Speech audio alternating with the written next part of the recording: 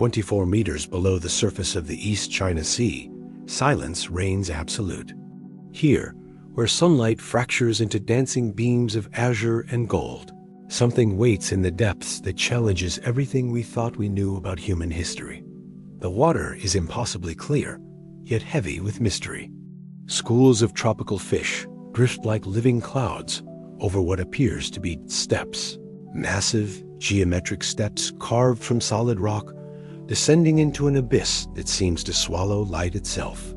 Picture yourself suspended in this underwater cathedral, weightless and small.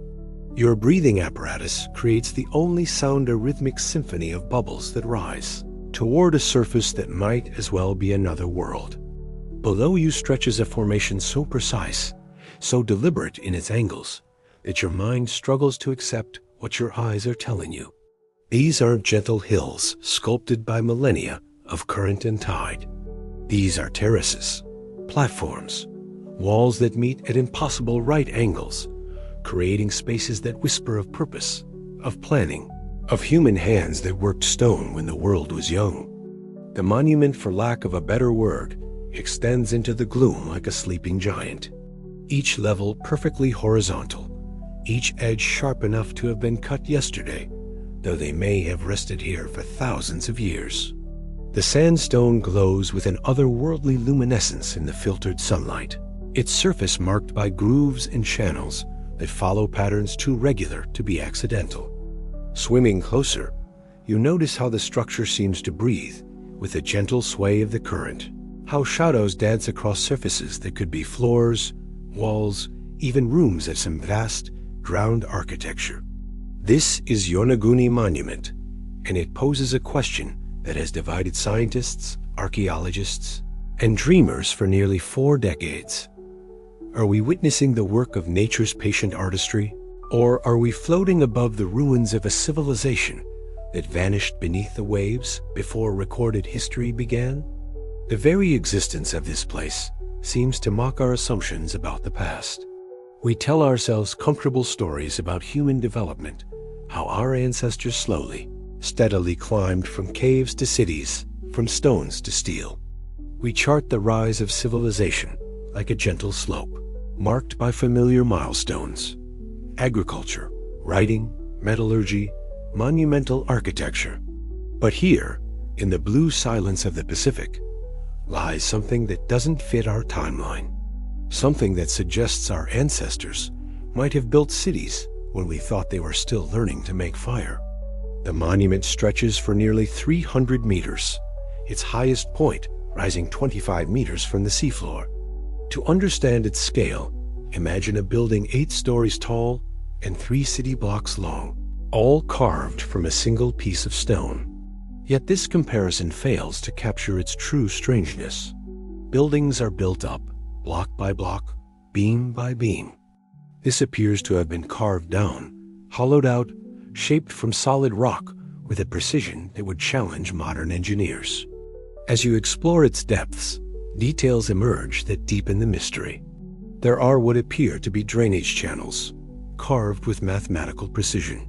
Flat areas that could have been courtyards or gathering spaces. Vertical surfaces that rise like walls, meeting horizontal planes at angles that speak of intention rather than accident.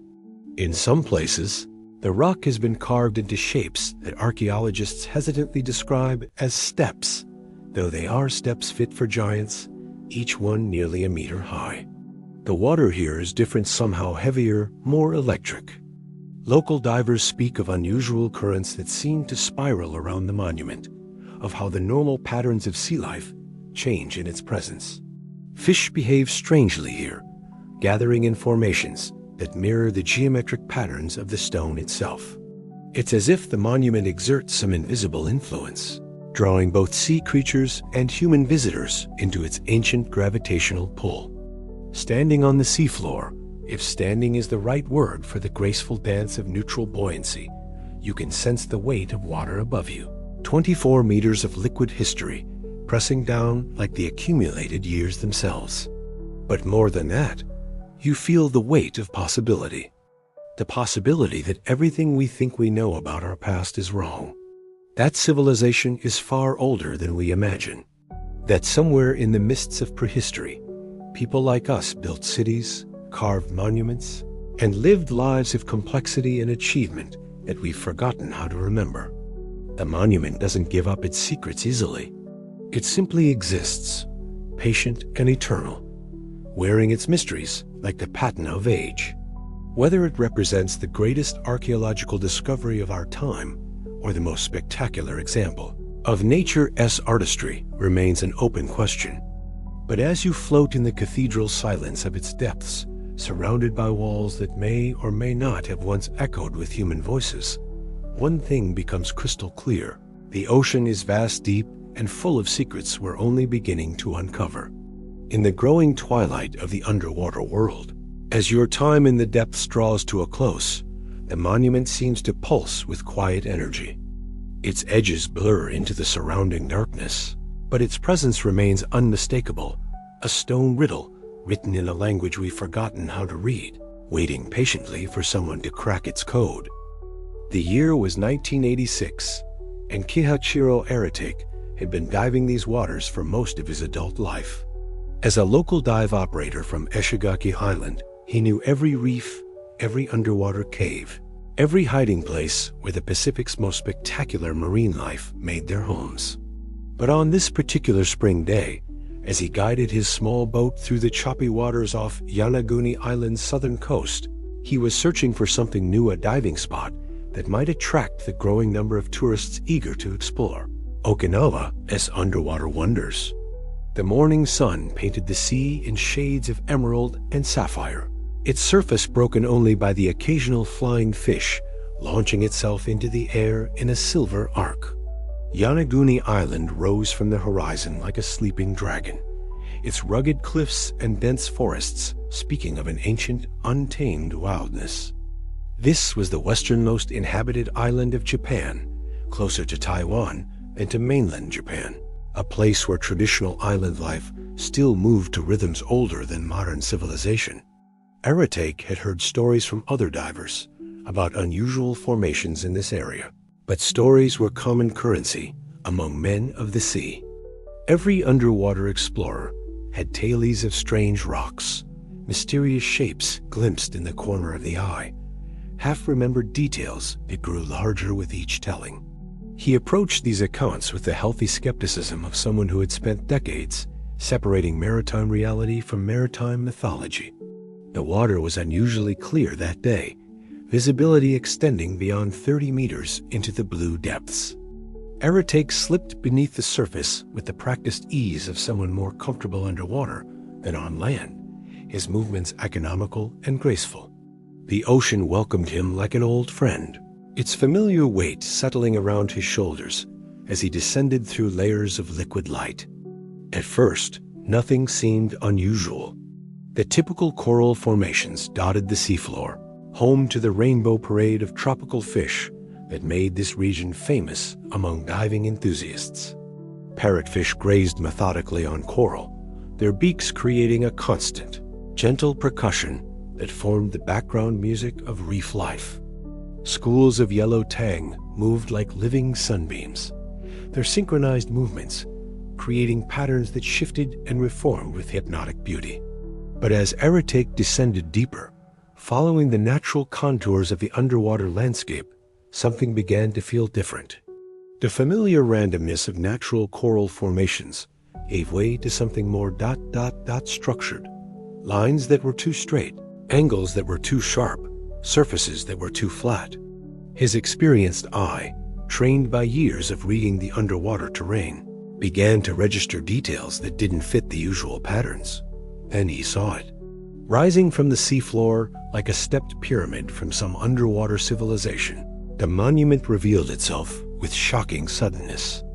Aratake's breathing apparatus created a stream of bubbles that rose toward the distant surface as he hung motionless in the water, his mind struggling to process what lay before him. This wasn't a coral formation. It wasn't a natural rock outcropping shaped by millennia of current and tide. This was something else entirely. The structure stretched beyond the limits of his visibility, its stepped terraces descending into the blue depths with mathematical precision. Each level was perfectly horizontal, each edge as sharp as if it had been cut by modern machinery. Swimming closer, Aratek could see that the surfaces were covered in what appeared to be deliberate grooves and channels, carved with a regularity that made his pulse quicken beneath his wetsuit. He spent the remainder of that dive exploring what he could of the monument, his underwater camera clicking away as he documented angles and surfaces that challenged everything he thought he knew about this familiar stretch of ocean. The structure seemed to go on forever, revealing new details with each passing meter. There were what looked like walls, courtyards, even staircases carved directly into the living rock.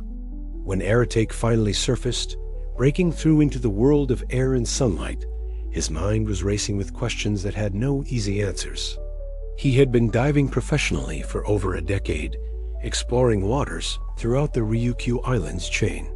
He had seen every type of natural formation the ocean could create through its patient work of erosion and deposition. But nothing in his experience had prepared him for what lay beneath the waters off Yonaguni. The discovery ignited his imagination, but Aratek was a practical man. Before making any grand claims, he needed to be certain of what he had found. Over the following weeks, he returned to the site again and again, each dive revealing new details that deepened rather than resolved the mystery. He brought other experienced divers with him, watching their reactions as they encountered the monument for the first time. Without exception, they shared his sense of wonder and confusion. Word of the discovery began to spread through the tight-knit community of Okinawan dive operators and marine enthusiasts. Aratek's photographs, though limited by the technology of the time, clearly showed formations that defied easy explanation. The images sparked intense debate in diving circles, with experienced underwater explorers divided between those who saw clear evidence of human construction and those who insisted that nature alone could account for the monument's features. As news of the find reached the mainland, it attracted the attention of researchers from various disciplines. Marine geologists, archaeologists, and underwater photographers began making the journey to Yonaguni, each bringing their own expertise and preconceptions to the mystery. Some came as believers, convinced they were about to document one of the greatest archaeological discoveries of the modern era. Others arrived as skeptics, determined to provide scientific explanations for what they assumed must be natural phenomena. But Aratek himself remained focused on the practical aspects of his discovery. He had found something extraordinary in waters he thought he knew like his own backyard, and that fact alone was enough to change his life forever. The small-time dive operator had become the guardian of a mystery that would soon capture imaginations around the world. As the months passed and the monument began to attract international attention, Aratek often reflected on that first dive, that moment when the structure revealed itself through the clear water like a vision from another age. He had been looking for a new diving spot to show tourists, but instead, he had found something that challenged the very foundations of human history. The monument was no longer his secret, but it would always be his discovery, a testament to the truth that the ocean still holds mysteries we can barely imagine. The comparison was inevitable, though perhaps not entirely fair. When Japanese media outlets first learned of Aratek's discovery, they reached for the most potent metaphor in their cultural arsenal: Atlantis. Headlines blazed across newspapers throughout the archipelago, proclaiming the find as Japan's Atlantis, with the kind of breathless enthusiasm usually reserved for Olympic victories or royal weddings.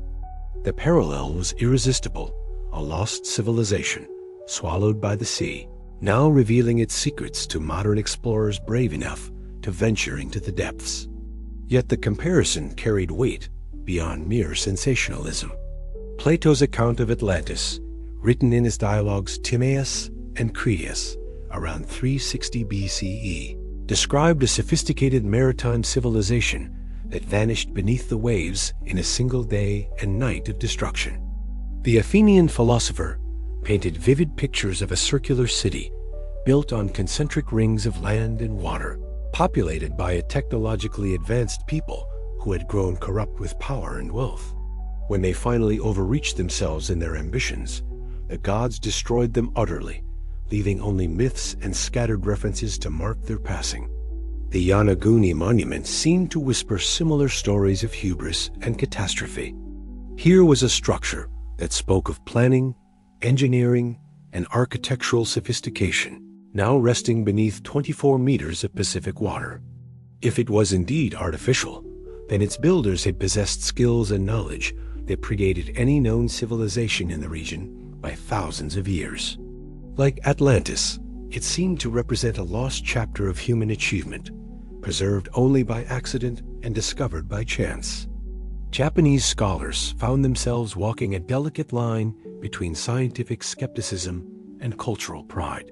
The possibility that their waters might hold evidence of an advanced prehistoric civilization was intoxicating, offering the chance to rewrite not just Japanese history, but human history itself. If the monument proved to be artificial, it would push back the timeline of sophisticated architecture by millennia, suggesting that the ancestors of modern Japan had been building monumental structures when the rest of the world was supposedly struggling with basic agriculture. The media frenzy that followed Aratake's discovery reflected this complex mixture of scientific curiosity and national ambition. Television crews descended on Yonaguni Island like documentary locusts, their underwater cameras capturing footage that would soon appear on screens around the world. The monument became a symbol of mystery and possibility, its stepped terraces and geometric precision offering tantalizing hints of secrets waiting to be unlocked. International attention followed quickly. The Discovery Channel, National Geographic, and other documentary producers recognized the monument's potential as a subject that could capture global imagination. Here was a mystery that combined archaeology, oceanography, and ancient history in a package that was visually spectacular and intellectually provocative. The underwater footage of the monument, with its otherworldly beauty and architectural impossibility, created images that lingered in viewers' minds long after the programs ended. But the Atlantis comparison also brought baggage that serious researchers found troubling. Plato's account, most scholars agreed, was fictional, a philosophical allegory designed to illustrate points about political systems and moral decay rather than a historical record of an actual civilization. By linking Yonaguni to Atlantis, the media risked relegating a potentially significant archaeological discovery to the realm of myth and pseudoscience. The comparison highlighted fundamental questions about how we approach anomalous discoveries. When we encounter something that doesn't fit our existing understanding of the past, do we expand our frameworks to accommodate new possibilities, or do we apply existing theories more rigorously to explain away apparent anomalies? The monument seemed to demand answers to questions we weren't sure how to ask. Meanwhile, the actual residents of Yonaguni Island found themselves at the center of an international sensation they never expected. This remote outpost, with its population of fewer than 2,000 people, suddenly hosted a parade of researchers, journalists, and curious tourists eager to witness the underwater wonder for themselves. Local dive shops experienced unprecedented demand as visitors from around the world sought to experience the monument firsthand. The economic impact was immediate and transformative. Hotels that had struggled to fill their rooms during off-season months found themselves booked solid with researchers and documentary crews. Restaurants that had served primarily local fishermen and occasional tourists now catered to international visitors speaking dozens of languages. The monument had become more than an archaeological mystery. It was an engine of economic development for one of Japan's most isolated communities. Yet beneath the excitement and commercial opportunity, deeper currents of meaning flowed through the discovery. The monument forced uncomfortable questions about the assumptions underlying modern archaeology and ancient history. If such a sophisticated structure could exist in waters off Japan, what other evidence of advanced prehistoric civilizations might lie hidden beneath the world's oceans? How much of human history had been literally swept away by rising sea levels and tectonic activity. The Atlantis comparison, for all its mythological baggage, pointed toward a profound truth about human memory and loss. Civilizations do disappear. Cities do sink beneath the waves. The archaeological record is fragmentary and incomplete, preserving only scattered pieces of the vast tapestry of human experience. If the monument was indeed artificial, it suggested that our understanding of the past might be far more limited than we care to admit. As research continued and debate intensified, the monument began to occupy a unique space in the collective imagination, neither fully accepted as archaeological fact nor entirely dismissed as geological coincidence. It became a Rorschach test for attitudes toward human history, reflecting back the hopes and fears of those who encountered it. For some, it represented proof that ancient peoples were far more sophisticated than traditionally believed. For others, it served as a cautionary tale about the dangers of seeing patterns where none existed. The Japan's Atlantis moniker stuck, despite the protests of conservative researchers who worried about its implications. Like Plato's fictional civilization, the monument had become a symbol of human ambition and mystery, its true nature less important than the questions it raised about the relationship between myth and reality, between known history and the vast territories of the unknown that still surrounded it. To understand the monument's power to divide expert opinion, one must descend into its depths and examine the details that have sparked decades of academic warfare. Swimming along the structure's main facade, the observer encounters features so precise, so geometrically perfect, that the mind rebels against accepting them as products of natural erosion. The primary terrace rises like a massive staircase designed for giants, each step approximately 1 meter in height, stretching across nearly 200 meters of seafloor with mathematical regularity. The horizontal surfaces are what first capture attention. In nature, water and wind create curves, gentle slopes, and irregular patterns that follow the path of least resistance. But here, swimming just above what researchers cautiously term Platform 1, the diver encounters a surface so flat it could serve as a foundation for modern construction. Running a hand along the rock reveals a texture that speaks of tools rather than tides too smooth for natural fracturing, too regular for accidental formation. The vertical walls present an even greater puzzle, where natural erosion creates jagged edges and irregular surfaces. The monument displays sharp angles that meet horizontal planes at precisely 90 degrees. These aren't the rounded corners that millennia of water action typically produce, but edges so crisp they appear to have been cut yesterday. Swimming along the monument's perimeter, following these walls as they extend into the blue depths, the observer begins to understand why some researchers see evidence of deliberate construction. Professor Masaki Kimura of Ryukyu University has spent more time studying these details than perhaps any other researcher. His underwater surveys, conducted over more than 2 decades, have mapped what he believes to be a complex of artificial structures, including walls, roads, and even a stadium-like amphitheater. Swimming alongside Kimura, as he points out specific features, transforms the monument from a geological curiosity into what appears to be an ancient urban landscape. Consider the feature Kimura calls the main road, a flat corridor approximately 5 meters wide that runs parallel to the monument as longest wall. Natural fracture patterns in sandstone typically follow the weakest points in the rock, creating irregular channels that meander like dry riverbeds. But this corridor maintains consistent width and direction across its entire observable length, as if designed to accommodate foot traffic or ceremonial processions. More intriguing still are the circular formations that appear at regular intervals along the monument's upper terraces. These depressions, each approximately 2 meters in diameter, penetrate the rock surface to uniform depths. Kimura suggests they might have served as ceremonial pools or storage vessels, while geological skeptics argue they result from differential erosion around harder mineral inclusions. Yet their spacing and uniformity challenge purely natural explanations.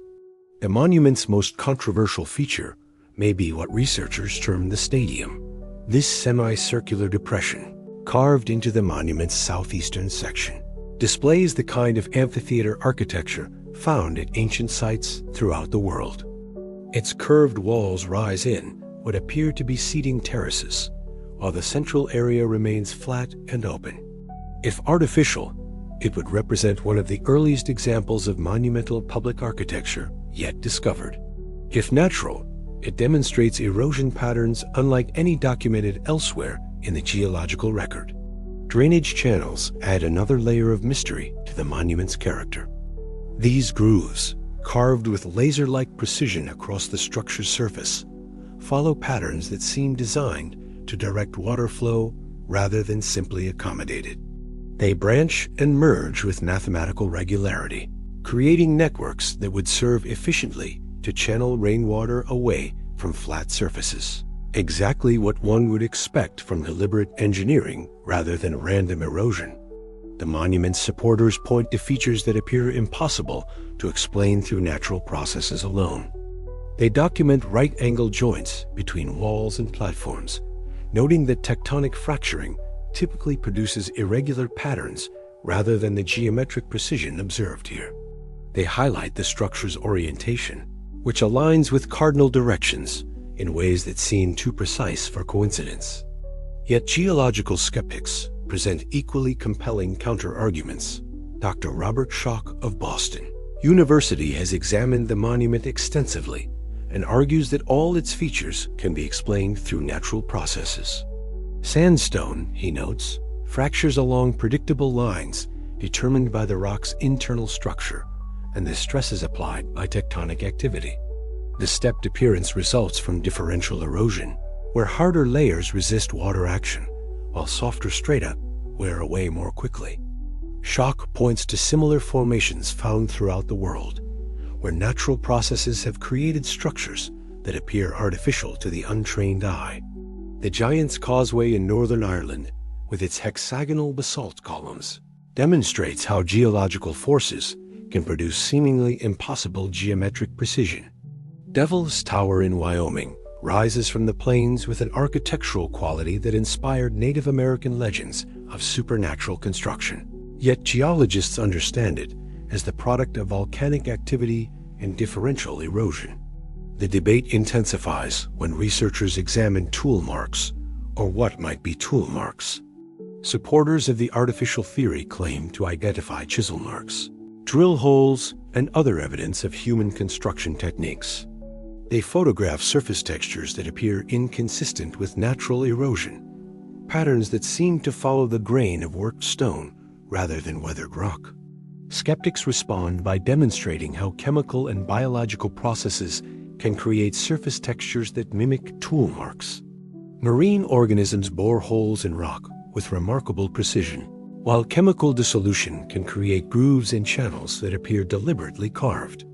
The ocean is a master sculptor, they argue, capable of creating effects that surpass human artistry through patience and time. Perhaps most compelling are the monument's internal structures chambers and passages that penetrate deep into the rock mass. These spaces, accessible only to the most experienced technical divers, reveal carved surfaces and geometric patterns that seem to echo the monument's external architecture. If these are natural caves modified by prehistoric inhabitants, they might represent the strongest evidence yet for human involvement in the site's creation. As research continues and technology improves, new details emerge that complicate rather than clarify the monument's origins.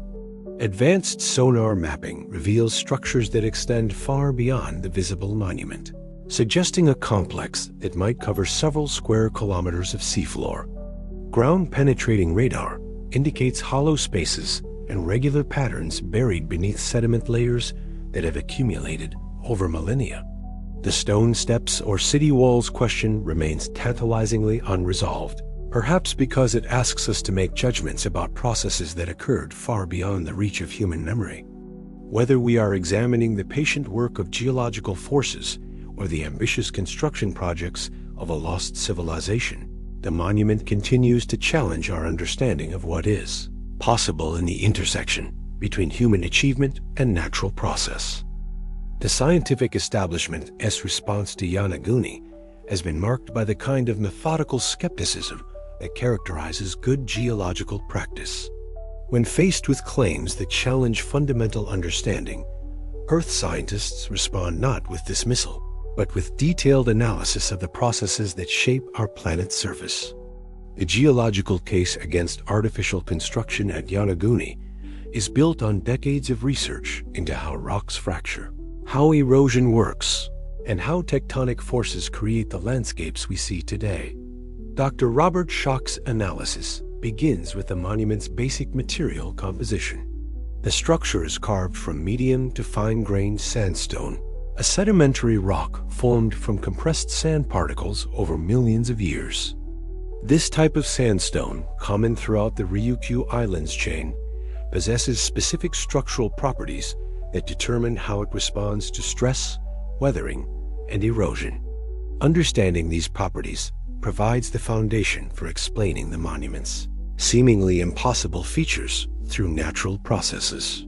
Sandstone fractures along predictable planes determined by its internal structure and the stresses applied to it over geological time. When tectonic forces compress, stretch, or twist rock formations, they create fracture patterns that follow the path of least resistance through the stone. These fractures often produce remarkably straight lines and sharp angles, creating natural formations that can appear artificially constructed to the untrained observer. The monument sits in one of the most seismically active regions on Earth, where the Philippine Sea Plate meets the Eurasian Plate in a complex dance of geological forces. This tectonic boundary generates frequent earthquakes, some powerful enough to reshape entire landscapes in minutes. Over thousands of years, the accumulated stress from countless seismic events has fractured the bedrock beneath Yonaguni in patterns that reflect the underlying geological structure. Schoch points to the monument's step-like terraces as classic examples of differential erosion acting on layered sedimentary rock. Sandstone formations typically contain layers of varying hardness, reflecting different conditions during their formation millions of years ago. When exposed to weathering and erosion, softer layers wear away more quickly than harder ones, creating the stepped appearance that characterizes much of the monument's surface. This process, known to geologists as structural control of erosion, produces formations worldwide that display the kind of geometric precision observed at Yonaguni. The Palisades along the Hudson River, the layered mesas of the American Southwest, and the coastal terraces found throughout the Pacific Rim all demonstrate how natural processes can create structures that appear too regular to be accidental. The monument's flat surfaces, which supporters of artificial construction cite as evidence of human engineering, result from a phenomenon geologists call joint-controlled erosion. When rock fractures along natural joints, planes of weakness within the stone, it often breaks cleanly, creating surfaces as flat as any human tool could produce. Ocean currents and wave action then polish these surfaces over millennia, removing any irregularities and creating the smooth platforms observed throughout the monument. Schoch's team has documented similar formations throughout the region that remain above water, allowing for direct examination of the processes that create Yonaguni-like features. On nearby islands, they've found structures displaying the same stepped terraces, right-angle walls, and flat surfaces that characterize the underwater monument. These formations, clearly natural in origin, demonstrate that the ocean floor site represents no unique geological phenomena requiring supernatural or artificial explanation. The channels and grooves that crisscross the monument as surface-follow patterns, consistent with natural drainage systems carved by surface water flow. When the monument was above sea level during periods of lower ocean levels, rainfall would have carved these channels according to the topography and the underlying rock structure. The mathematical precision that some researchers find suspicious actually reflects the efficient way water finds the easiest path through resistant rock. Chemical weathering adds another layer of complexity to the monument's formation. Seawater is a potent chemical agent capable of dissolving certain minerals while leaving others intact. Over thousands of years, this selective dissolution can create surface textures and patterns that appear deliberately carved. Marine organisms contribute to this process, boring holes and creating channels as they seek shelter or food within the rock matrix. The geological argument extends beyond the monument itself to consider the broader context of the region's formation. The Ryukyu Islands chain represents the exposed peaks of a vast submarine mountain range created by volcanic activity and tectonic uplift.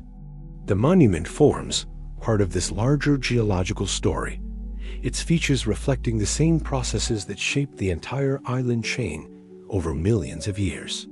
Critics of the geological explanation point to features they argue cannot be explained through natural processes. They highlight the monument's orientation along cardinal directions, the regularity of its stepped features, and the apparent presence of tool marks on certain surfaces. They question whether differential erosion alone could create the complex three-dimensional structures observed throughout the site. Geologists respond by demonstrating the remarkable capabilities of natural processes given sufficient time. They point to formations like the Giant's Causeway in Ireland, where volcanic cooling created hexagonal columns so regular they appear artificial, or the naturally occurring stone spheres found in Costa Rica, which display geometric perfection that surpasses most human craftsmanship. Nature, they argue, is the ultimate engineer, capable of creating structures that challenge human understanding of what is possible without intelligent design. The debate has driven advances in understanding how erosion works in marine environments. Researchers have used the monument as a natural laboratory for studying how rock formations respond to changing sea levels, wave action, and chemical weathering over extended time periods. This research has applications far beyond resolving the Yonaguni mystery, contributing to our understanding of coastal erosion, tsunami effects, and the long-term stability of marine infrastructure. Advanced dating techniques have been applied to the monument in attempts to determine when its features formed. Radiocarbon dating of marine organisms found in the rock S-crevices provides minimum ages for when the structure was submerged, while analysis of weathering patterns offers insights into how long the formation has been exposed to marine conditions. The geological case against artificial construction at Yonaguni rests on the principle of Occam's razor when multiple explanations are possible. The simplest one that accounts for all observed phenomena is most likely correct. Given our understanding of geological processes and the monument's location in a tectonically active region with well-documented patterns of rock formation and erosion, natural explanations appear sufficient to account for all the structure's features. Yet the debate continues because geology, like archaeology, deals with processes that occurred far beyond direct human observation. We can understand how rocks fracture and how erosion works, but we cannot travel back in time to witness the specific events that shaped any particular formation.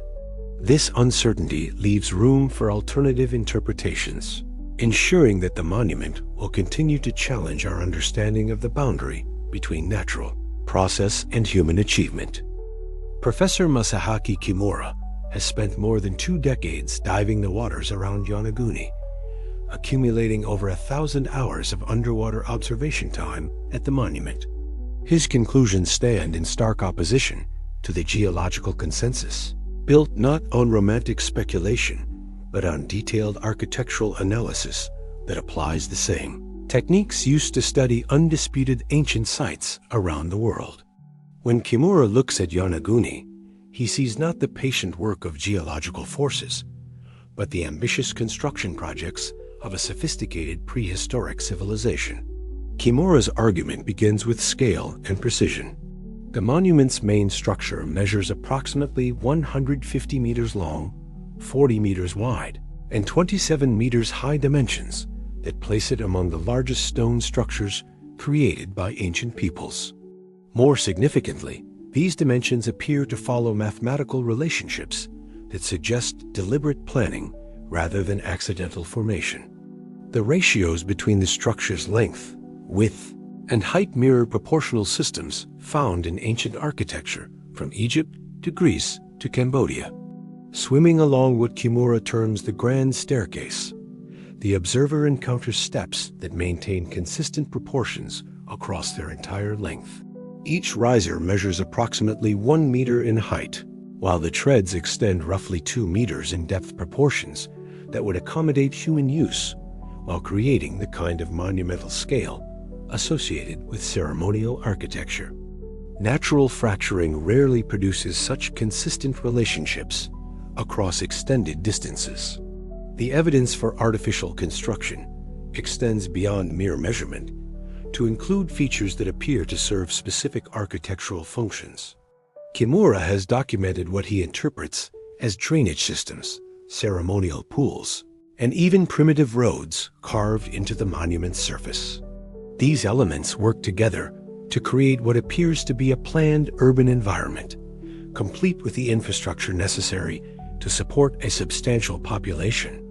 Most compelling in Kimura's analysis are the monument's internal chambers, spaces carved deep into the rock mass that create rooms and passages, accessible only through underwater exploration. These chambers display the same geometric precision found on the monument's exterior, with flat floors, vertical walls, and right-angle corners that would challenge modern engineering. The chambers are connected by passages that seem designed for human movement, complete with what appear to be stairs carved directly into the rock. One chamber, which Kimura calls the King's Chamber, in homage to similar spaces in Egyptian pyramids, measures approximately 8 meters long, 4 meters wide, and 3 meters high. The room's walls display surface textures that appear inconsistent with natural formation, showing tool marks and finishing techniques that mirror those found at undisputed archaeological sites. The chamber's orientation aligns with the monument's cardinal directions, suggesting it formed part of a larger architectural plan. Kimura's team has documented carved symbols and what appear to be petroglyphs on various surfaces throughout the monument. These markings, if authentic, would provide the strongest evidence yet for human involvement in the site's creation. The symbols display the kind of deliberate patterning associated with early writing systems or religious iconography, appearing in locations that would have been easily visible to ancient visitors approaching the monument from the sea. The professor argues that the monument's construction required sophisticated understanding of engineering principles that challenge conventional timelines of human development. The structure's foundation appears to have been leveled and prepared before construction began, requiring knowledge of surveying techniques and massive earth-moving capabilities. The precise alignment of walls and platforms suggests familiarity with astronomical observation and mathematical calculation. Support for Kimura's interpretation comes from comparative analysis with confirmed archaeological sites throughout the Pacific region.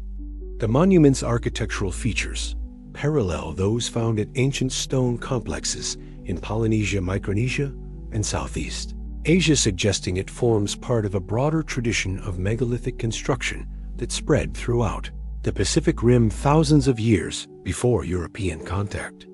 The monument's stepped pyramid form echoes architectural traditions found on every inhabited continent, from the ziggurats of Mesopotamia to the temple pyramids of Mesoamerica. This global distribution of similar architectural forms suggests either diffusion of building techniques between ancient cultures or independent development of similar solutions to common architectural challenges. Either explanation supports the possibility that prehistoric Pacific peoples possessed the knowledge and capability to construct monumental architecture. Kimura points to specific architectural elements that appear too sophisticated for natural formation. Corner joints between walls and platforms show the kind of precise fitting associated with skilled stone masonry. Surface finishes vary between different areas of the monument in ways that suggest different construction phases or functional requirements. Tool marks display the regular patterns associated with specific cutting implements, rather than the random scoring produced by natural abrasion. The monument's acoustic properties provide another argument for artificial construction. Kimura's team has documented how the structure's chambers and passages create resonant effects that amplify and modify sound in ways that appear deliberately engineered. These acoustic features parallel those found at ancient sites worldwide, where builders incorporated sound modification into architectural design for ceremonial or practical purposes. Water management systems throughout the monument display engineering sophistication that challenges purely natural explanations. Channels carved into the structure as surface direct water flow in patterns that would efficiently drain large flat surfaces, preventing pooling and erosion damage. These drainage systems include features like catch basins and overflow channels that demonstrate understanding of hydraulic principles.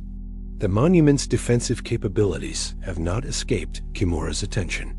The structure's position offers commanding views of surrounding waters, while providing protected anchorages for watercraft. Walls and terraces create natural defensive positions that would allow defenders to repel seaborne attacks. These strategic advantages would have made the site attractive to ancient peoples seeking to control maritime trade routes. Dating evidence, while limited, does not preclude human construction within timeframes that accommodate known sea level changes. If the monument was built during the last glacial maximum, when sea levels stood 120 meters lower than today, it would have occupied a commanding position on the ancient coastline. Rising seas would have gradually submerged the structure over thousands of years, preserving it beneath protective layers of water and sediment. Kimura's most recent research has expanded to include submarine exploration of areas surrounding the main monument.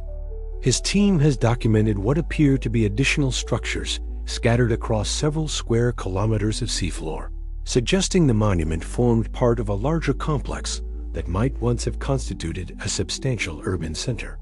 These satellite structures display similar architectural features and construction techniques, supporting the interpretation of coordinated human construction rather than coincidental natural formation. The case for human construction at Yonaguni rests ultimately on the accumulation of details that, while individually explicable through natural processes, collectively suggest intentional design and sophisticated engineering. Whether future research will confirm Kimura's interpretation or provide natural explanations for the monument as most puzzling features remains an open question, but his decades of careful documentation ensure that the human construction hypothesis will continue to challenge our understanding of prehistoric capabilities and achievements. Among the monument's many mysteries, few capture the imagination, quite like the formation local divers have dubbed Turtle Rock, rising from the northwestern section of the main complex. This massive stone sculpture bears an uncanny resemblance to a giant sea turtle, complete with what appears to be a clearly defined head, shell, and flippers. The similarity is so striking that even the most committed geological skeptics find themselves momentarily wondering whether they looking at an extraordinary work of prehistoric art or simply a remarkable coincidence of natural formation. The Turtle Rock measures approximately 15 meters in length and 8 meters in width, making it roughly the size of a small building. Its proportions mirror those of actual sea turtles with mathematical precision, the head comprising about 1/6 of the total length, the shell displaying the characteristic domed profile that allows turtles to navigate efficiently through water. Swimming around the formation, observers can identify features that correspond exactly to anatomical elements: eye sockets, nasal passages, even the distinctive ridged texture that characterizes turtle shells. What makes the formation particularly intriguing is its position within the larger monument complex. The Turtle Rock sits at what appears to be a place of honor, elevated above surrounding structures and oriented to face the open ocean. If the monument is indeed artificial, this positioning suggests the turtle held special significance for its builders, perhaps serving as a guardian figure or religious symbol watching over the ancient city.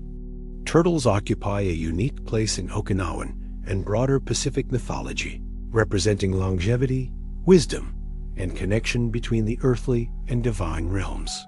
Throughout the Ryukyu Islands, traditional folklore tells of sea turtles that live for thousands of years, accumulating knowledge and spiritual power as they journey through the ocean's depths.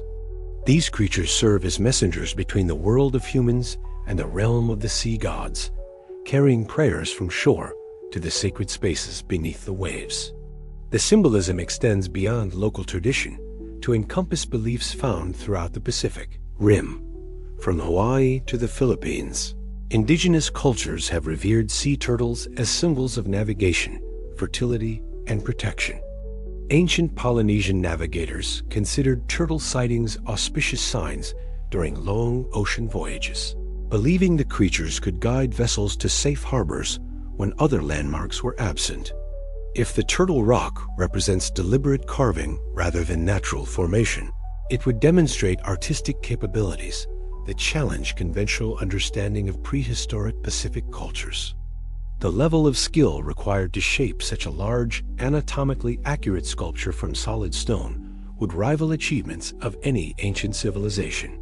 The work would have required not only technical expertise in stone carving, but also sophisticated understanding of turtle anatomy and behavior. Dr. Kimura's analysis suggests the formation displays tool marks consistent with deliberate carving, particularly around the head and flipper areas where fine details have been preserved despite millennia of underwater exposure. He points to symmetrical features that would be highly unlikely to result from random erosion, noting how the turtle's left and right sides mirror each other with precision that suggests human intervention. Skeptical geologists argue that the formation results from selective erosion acting on sandstone layers of varying hardness. They note that nature frequently creates formations that appear to represent recognizable objects, citing examples like the Old Man of the Mountain in New Hampshire or the numerous rock formations throughout the American Southwest that early settlers named for their resemblance to familiar objects. The psychological tendency to perceive familiar patterns in random or ambiguous stimuli, known as pareidolia, provides a natural explanation for why observers see turtle features in what might be purely geological formations. Humans are evolutionarily programmed to recognize faces and animal forms, sometimes perceiving them even where none exist. Yet the turtle rock's anatomical accuracy exceeds what typically results from pareidolia. The formation doesn't merely suggest a turtle through vague resemblance. It displays specific anatomical features positioned in precisely the locations where they would appear on an actual turtle. The head shows eye sockets, nasal openings, and jaw lines. The shell displays the segmented pattern characteristic of turtle carapaces. Even the flippers show the elongated digits that allow sea turtles to fly through water with graceful efficiency. Marine biologists familiar with sea turtle anatomy have expressed amazement at the formation's accuracy. Dr. Akira Matsumoto, who has studied sea turtle behavior around Okinawa for over 2 decades, notes that the rock formation captures details of turtle morphology that would require intimate knowledge of these creatures' physical characteristics. The proportions, he observes, match those of the loggerhead turtles that frequent Yonaguni's waters with remarkable precision. The formation's orientation adds another layer of mystery. The turtle faces southeast toward the main monument complex, as if watching over the ancient structures like a stone sentinel. This positioning would make symbolic sense if the monument represents an artificial complex, with the turtle serving as a protective guardian or religious icon overseeing the city below. Local fishermen have reported unusual behavior around the turtle rock, noting that actual sea turtles seem drawn to the formation in numbers greater than would be expected by chance. During certain seasons, divers observe multiple turtles resting near or on top of the rock sculpture, creating scenes that blur the boundary between art and nature. Whether this represents coincidence, response to favorable environmental conditions around the formation, or something more mysterious remains unexplained. The rock's surface displays weathering patterns that some researchers interpret as evidence of great age. If the formation was carved by human hands, it would have been exposed to air and weather for thousands of years before sea level rise submerged it. The current surface condition would reflect this prolonged exposure, followed by millennia of underwater preservation. Chemical analysis of the rock's surface might provide clues to its origins, revealing whether certain areas show evidence of tool working or display only natural weathering patterns. Advanced techniques like photogrammetry and 3D laser scanning could document the formation's precise geometry, allowing researchers to test whether its proportions match those of actual turtles more closely than would be expected from random formation. The Turtle Rock serves as a microcosm of the larger Yonaguni debate, embodying all the questions that make the monument so compelling. Whether viewed as extraordinary natural art or evidence of prehistoric carving capabilities, the formation challenges observers to reconsider their assumptions about what is possible in the intersection between geological process and human creativity. In its silent watch over the monument complex, the turtle continues to guard secrets that may never be fully revealed, a stone riddle carved in a language we have forgotten how to read. Long before researchers descended into the waters off Yonaguni with modern diving equipment and underwater cameras, the islands of the Ryukyu chain harbored stories that spoke of kingdoms beneath the waves. These weren't the casual folklore of maritime communities, fishing tales grown large with repetition, but formal mythological traditions maintained by generations of storytellers who served as the living libraries of preliterate cultures. In the flickering light of cooking fires, as monsoon winds rattled the shutters of traditional homes, elderly voices would weave tales of magnificent underwater palaces and the powerful rulers who once commanded them. The most persistent of these legends centers on Raiju, the dragon palace kingdom that rests somewhere beneath the East China Sea. According to Okinawan tradition, this underwater realm serves as the court of Ryujin, the dragon king who governs all oceanic life and controls the tides themselves. The palace is described in terms that would make Renaissance architects envious towers of coral and pearl that spiral toward the surface. Great halls illuminated by phosphorescent sea creatures. Gardens where kelp forests sway in eternal dance to currents that obey the Dragon King's will. But Raiju represents more than simple fantasy. The myths describe it as a place where time moves differently than in the surface world, where visitors might spend what seems like days, only to discover that years have passed above the waves.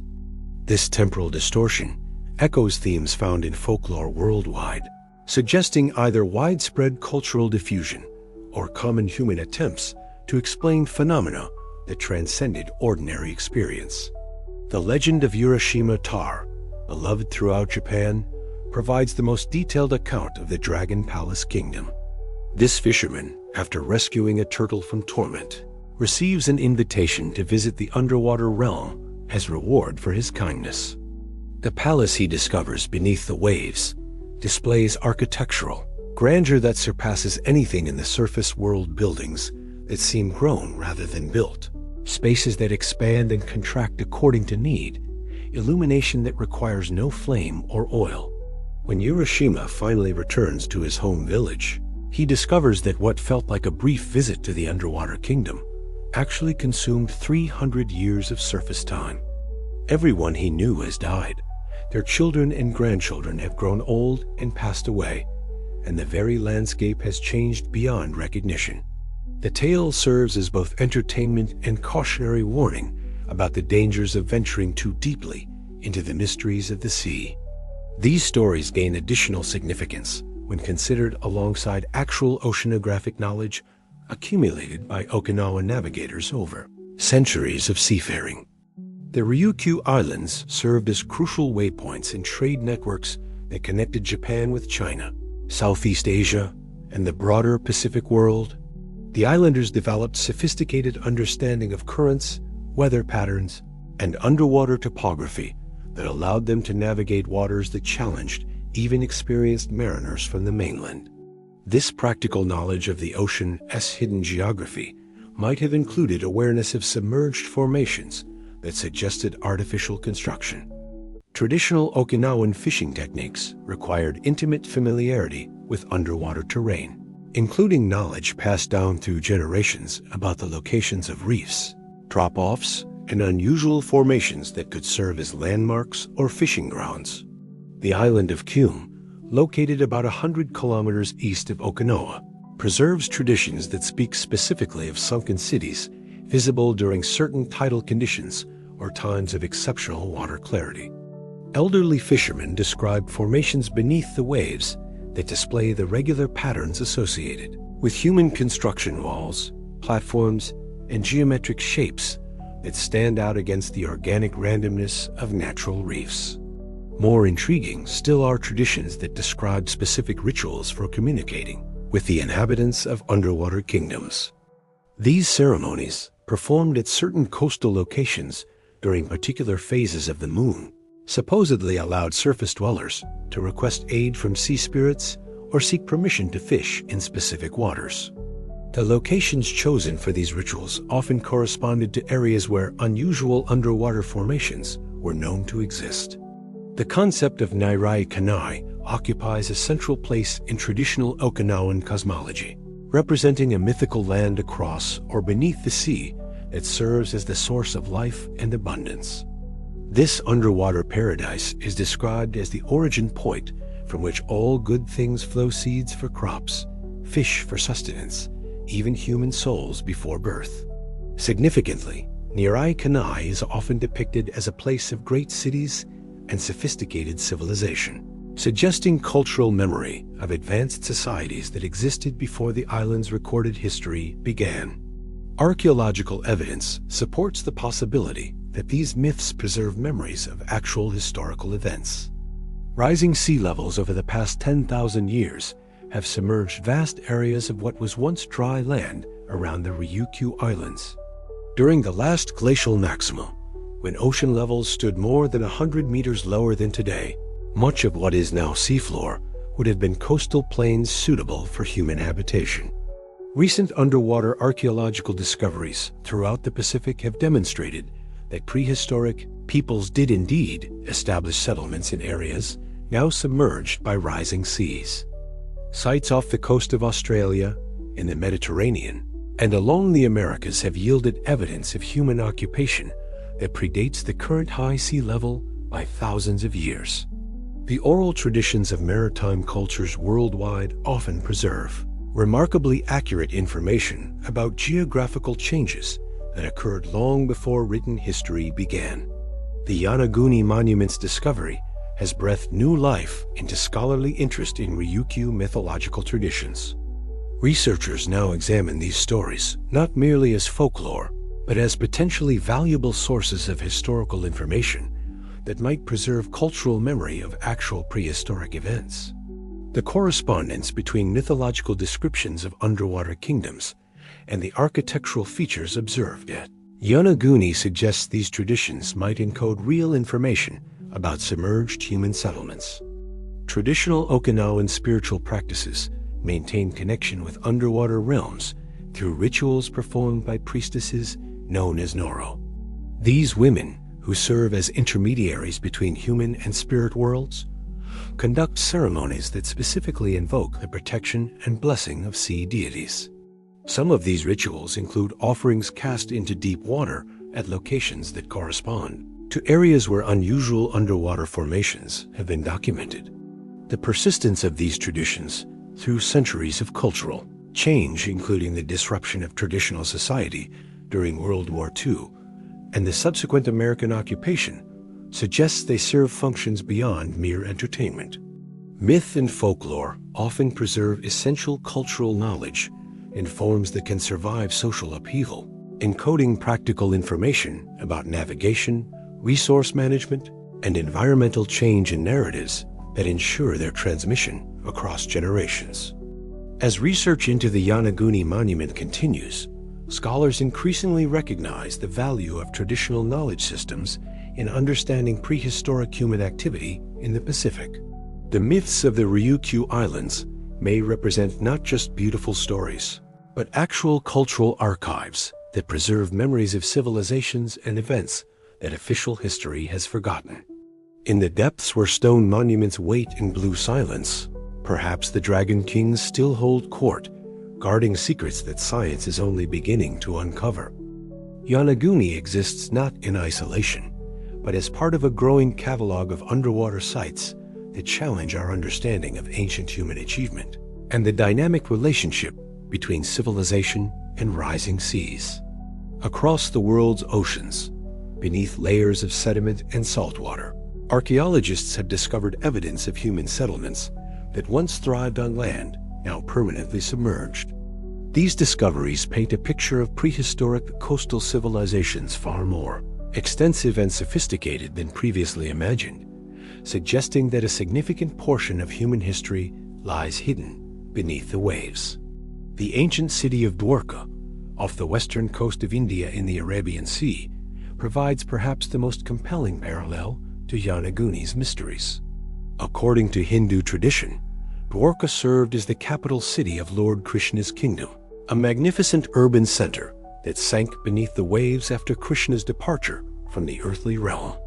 For centuries, scholars dismissed these accounts as purely mythological, but underwater, archaeological investigations beginning in the 1980s revealed substantial stone structures resting on the seafloor exactly where the ancient texts claimed Dwarka should be found. The submerged ruins of Dwarka display sophisticated urban planning that rivals contemporary civilizations from anywhere in the ancient world. Archaeologists have documented massive stone blocks arranged in geometric patterns, defensive walls, residential areas, and what appears to be a large port complex capable of accommodating substantial maritime traffic. Carbon dating of artifacts recovered from the site suggests human occupation extending back at least 4,000 years, with some structures potentially much older. Like Yonaguni, Dwarka challenges conventional timelines of human development in its region. The scale and sophistication of the underwater structures suggest capabilities that exceed what historians traditionally attributed to prehistoric Indian civilizations. The discovery has forced revision of assumptions about ancient Indian maritime technology, urban planning capabilities, and the extent of early trade networks that connected the subcontinent with distant lands. In the Mediterranean, the lost city of Heracleion presents another example of sophisticated urban centers claimed by rising waters. For over a millennium, this Egyptian port city served as the primary gateway for trade between Egypt and the Greek world, processing vast quantities of goods and hosting diplomatic missions that connected two of antiquity's greatest civilizations. Ancient historians wrote extensively about Heracleion's wealth and importance, but the city vanished so completely that modern scholars began to question whether it had ever existed. Underwater excavations beginning in 2000 revealed Heracleion resting intact beneath the waters of Abukir Bay, preserved in remarkable detail by protective layers of sand and silt. The submerged city displays all the complexity expected of a major ancient port: temples, residential quarters, harbors, and massive statues that once welcomed visitors arriving by sea. Ships loaded with cargo rest alongside the docks where they were moored when earthquake and subsidence sent the entire city beneath the waves around 1,200 years ago. Heracleion's preservation demonstrates how marine environments can protect archaeological sites better than terrestrial exposure to weather and human interference. The city's buildings, artifacts, and even organic materials remain in conditions that allow detailed reconstruction of daily life in an ancient metropolis. This preservation potential suggests that many other important archaeological sites might await discovery beneath coastal waters around the world. The Greek site of Pavlopetri represents one of the oldest submerged settlements yet discovered, dating to approximately 5,000 years ago during the Bronze Age. This underwater town displays sophisticated urban planning, including streets, buildings, and courtyards arranged according to logical principles that demonstrate advanced understanding of civic organization. The site's preservation allows archaeologists to study prehistoric Greek urban development in ways impossible at terrestrial sites, where later construction has obscured earlier occupation layers. Pavlo-Petri challenges assumptions about the technological capabilities of Bronze Age civilizations. The town's layout suggests familiarity with surveying techniques, architectural planning, and infrastructure development that historians previously associated with much later periods. The site provides evidence of extensive maritime trade networks that connected prehistoric Greek communities with distant regions, supporting theories about early Mediterranean cultural exchange. Along China's coast, underwater archaeological surveys have revealed evidence of multiple submerged settlements that once occupied areas now beneath the East China Sea and South China Sea. These discoveries include stone structures, pottery kilns, and other evidence of permanent human occupation in regions that remained above water until relatively recent geological time. The site suggests that prehistoric Chinese civilizations extended much further offshore than previously recognized, with implications for understanding early population distributions and cultural development. The Black Sea contains numerous underwater sites that provide insights into the dramatic effects of sea level change on human populations. When the Mediterranean breached the Bosphorus around 7,500 years ago, the resulting flood raised Black Sea levels by more than 100 meters, drowning vast areas of coastal settlement. Underwater archaeological surveys have documented stone tools, pottery, and structural remains that provide evidence of sophisticated societies that existed before this catastrophic flooding event. North American waters have yielded evidence of prehistoric settlements along what were once extensive coastal plains. Off the coast of Florida, sinkholes and underwater caves contain archaeological deposits that document human occupation dating back more than 14,000 years. These sites preserve organic materials, including human remains, wooden artifacts, and plant materials that rarely survive in terrestrial archaeological contexts. The discovery of these underwater sites has revolutionized archaeological approaches to studying prehistoric coastal populations. Researchers now recognize that conventional archaeological surveys, which focus primarily on currently exposed land surfaces, may have missed a substantial portion of the human archaeological record. Many of the world's most productive agricultural regions and favorable settlement areas during prehistoric times now lie beneath coastal waters. Advanced underwater archaeological techniques continue to reveal new sites at an accelerating pace. Side-scan sonar, sub-bottom profiling, and remotely operated vehicles allow researchers to survey vast areas of seafloor and identify potential archaeological targets for detailed investigation. These technological advances suggest that the catalog of known underwater archaeological sites represents only a small fraction of what actually exists beneath the world's oceans. Climate change research has provided crucial context for understanding how sea level changes affected prehistoric human populations. During the last glacial maximum around 20,000 years ago, global sea levels stood approximately 120 meters lower than today. This lower sea level exposed vast areas of continental shelf that provided prime real estate for human settlement. As the climate warmed and ice sheets melted, rising waters gradually submerged these coastal plains, forcing human populations to migrate inland or adapt to changing conditions.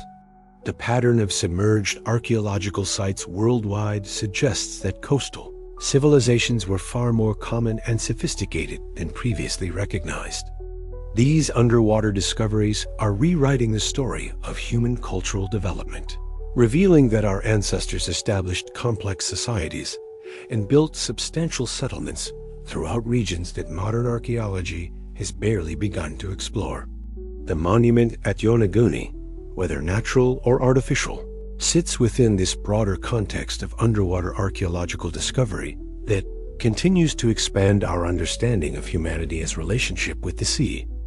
To understand how Yonaguni Monument could represent the ruins of an ancient civilization, one must first grasp the dramatic story of Earth's changing sea levels over the past 20,000 years. This is a tale of planetary transformation, so profound that it reshaped not just coastlines, but the very possibility of human civilization itself. During the height of the last ice age, vast quantities of water were locked in continental ice sheets that stretched across much of North America, Northern Europe, and parts of Asia. These ice formations, some more than a kilometer thick, contained enough water to lower global sea levels by approximately 120 meters below their current position. Picture the world during this glacial maxima, around 18,000 BCE. The coastlines bore no resemblance to the familiar shapes we see on modern maps.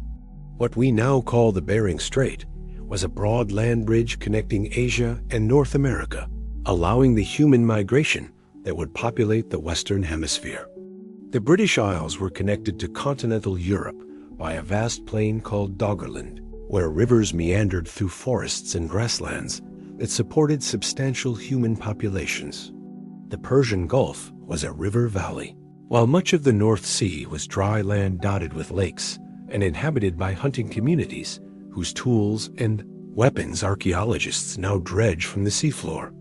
In the waters around Japan, this lower sea level would have dramatically altered the landscape visible to any hypothetical visitors to the Yonaguni region.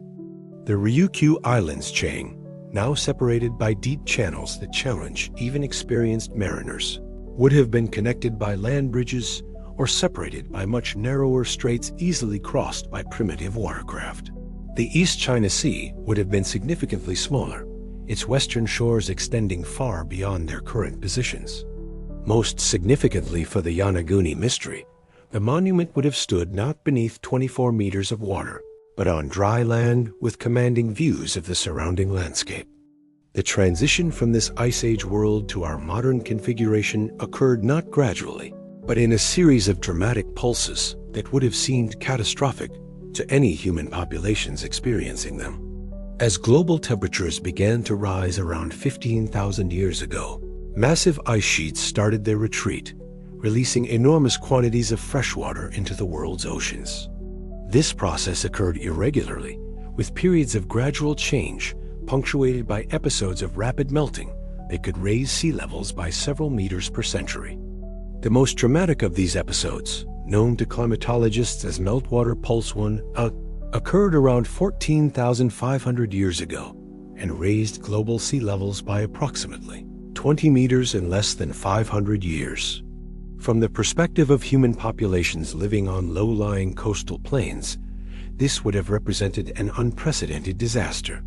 Settlements that had existed for generations would have been abandoned as rising waters claimed agricultural fields, freshwater sources, and the infrastructure of daily life.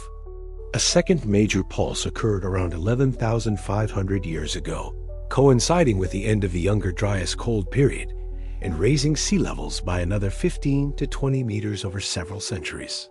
These rapid changes would have forced massive human migrations as coastal populations sought higher ground, carrying with them whatever cultural knowledge and technological expertise they could preserve in the face of environmental catastrophe.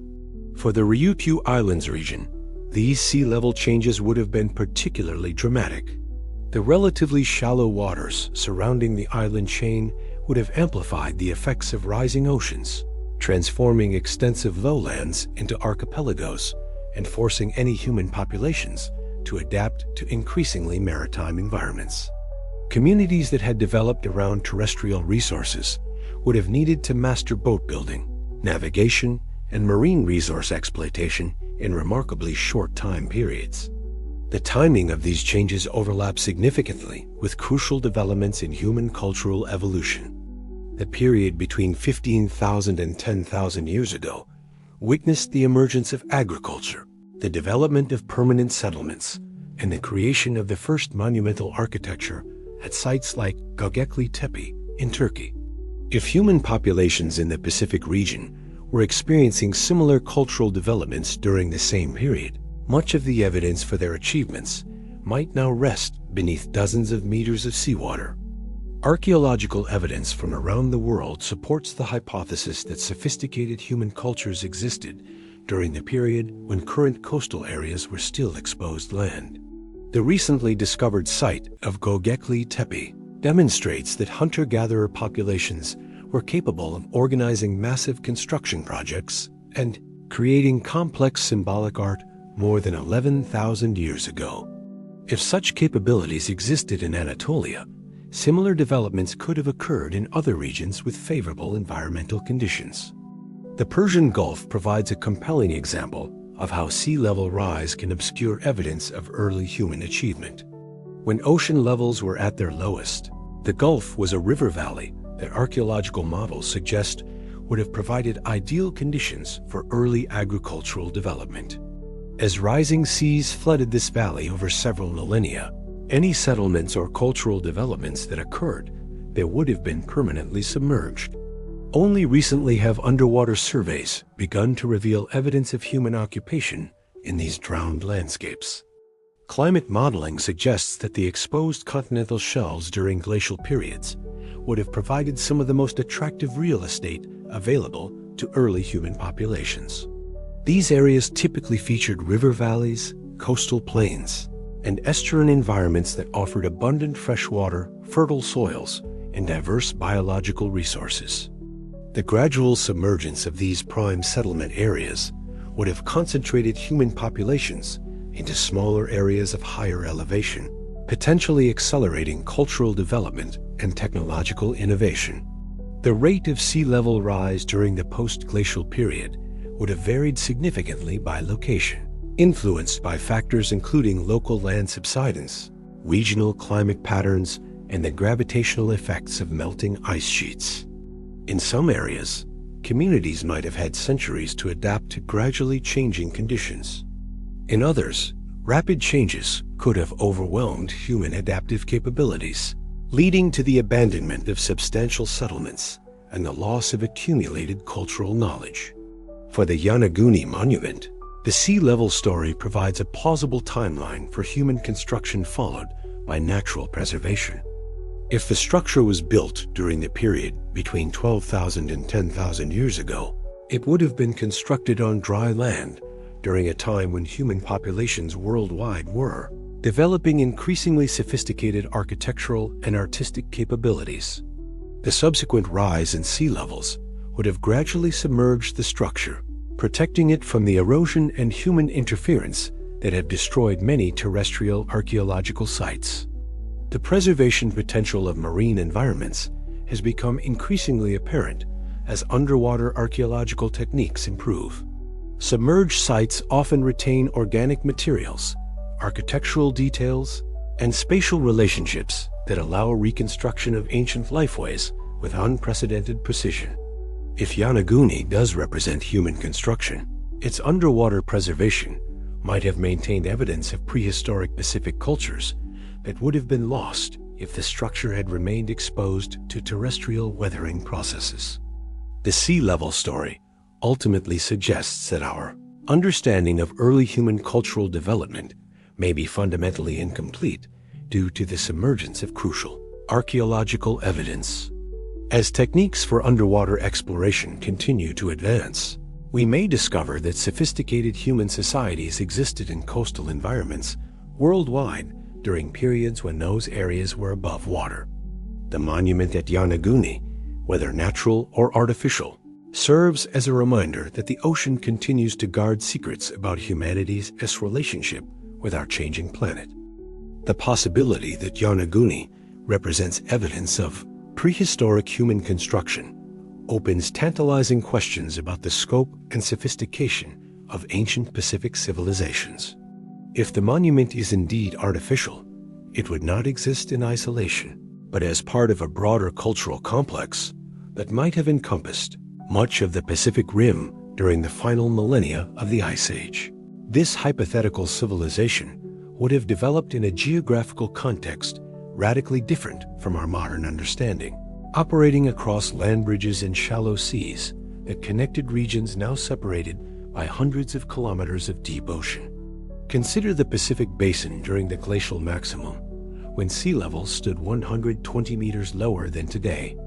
The Bering Land Bridge connected Asia and North America, while much of Southeast Asia formed a continuous landmass called Sundaland that included what are now Indonesia, Malaysia, and parts of the South China Sea. New Guinea was connected to Australia, and many of the Pacific Islands existed as much larger landmasses than their current configurations. This was a world where maritime peoples could have developed extensive trade networks and cultural connections across distances that seem impossible given our modern geography. Archaeological evidence already demonstrates that prehistoric peoples possessed sophisticated maritime capabilities much earlier than traditionally believed. The colonization of Australia required ocean crossings of at least 90 kilometers, even during periods of lowest sea level. And recent discoveries have pushed the date of first human arrival back to at least 65,000 years ago. Similarly, the rapid spread of human populations across the Pacific Islands during the Paleolithic period demonstrates navigational skills and boat-building technology that would have enabled regular contact between distant communities. If advanced civilizations did exist in the Pacific region during the late Pleistocene, their development would have been profoundly influenced by the unique environmental conditions of that era. The exposed continental shelves would have provided vast areas of productive land for agriculture and settlement, while the reduced ocean basins would have created an environment where maritime trade and cultural exchange could flourish across shorter distances. These conditions might have fostered the development of sophisticated societies that have left little trace in the archaeological record due to subsequent submergence.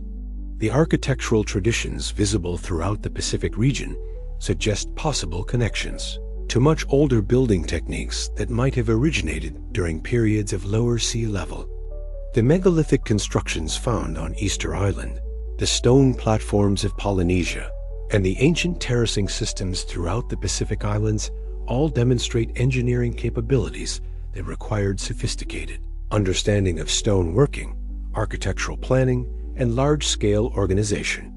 These traditions might represent the surviving remnants of much older technological knowledge that originally developed in now submerged coastal regions. Recent discoveries of sophisticated prehistoric sites in various parts of the world support the possibility that Ice Age populations were capable of monumental construction projects.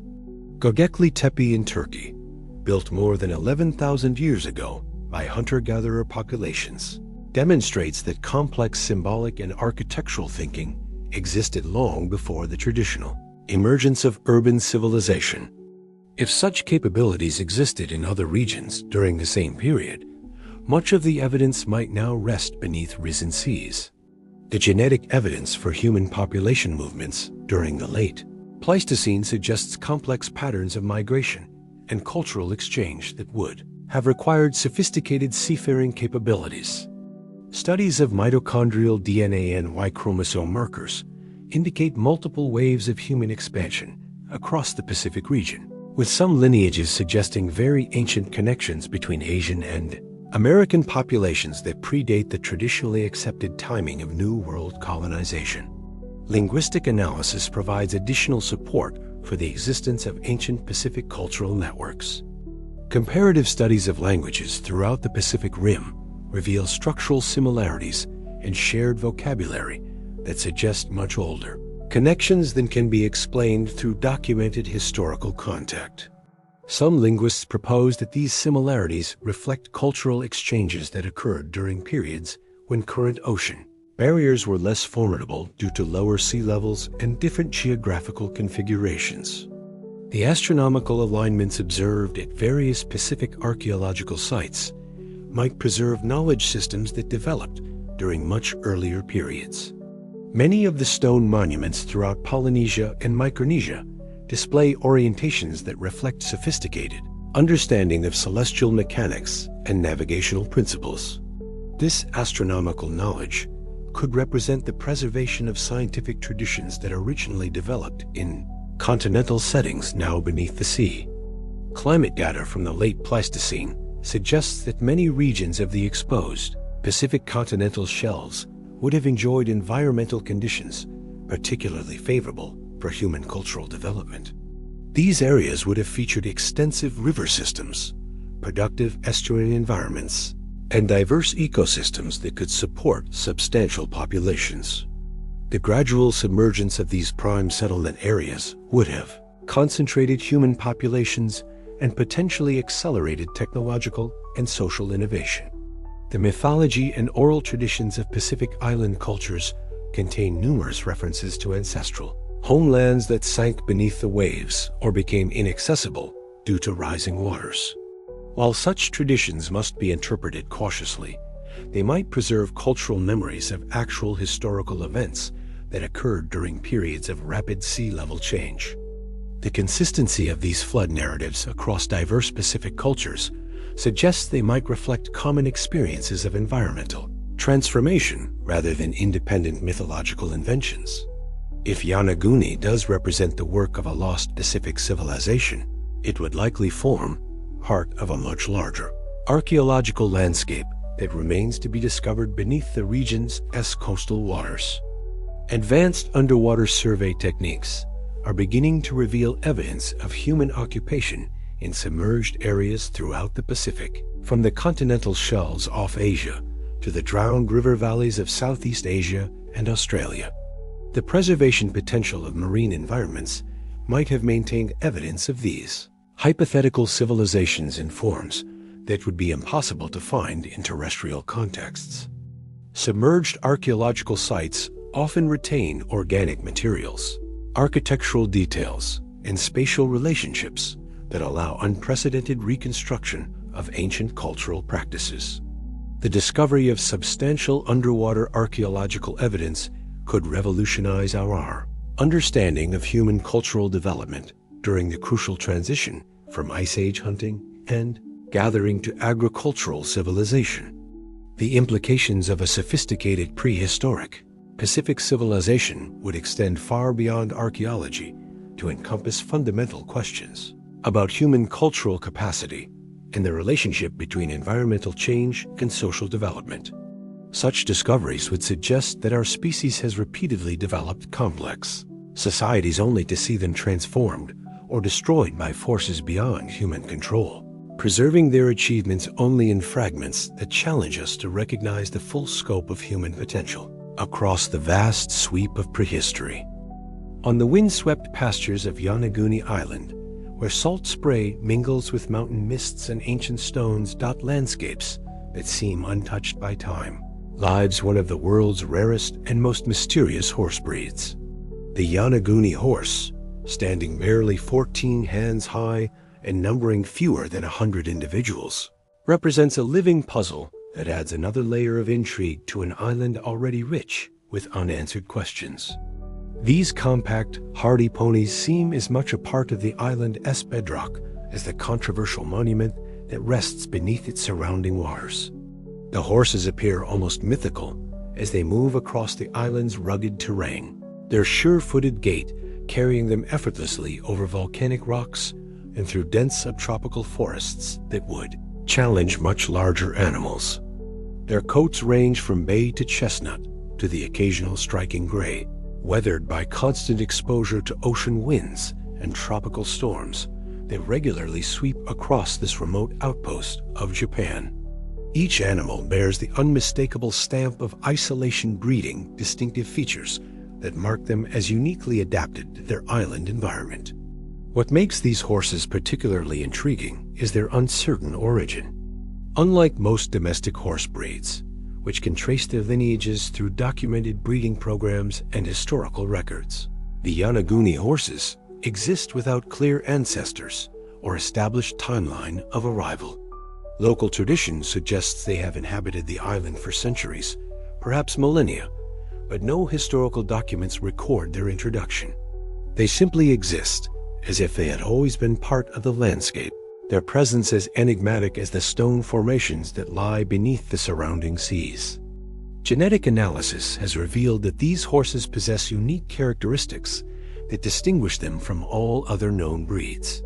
Their DNA contains markers that suggest ancient lineages, with some sequences indicating possible connections to prehistoric horse populations that disappeared from the mainland thousands of years ago.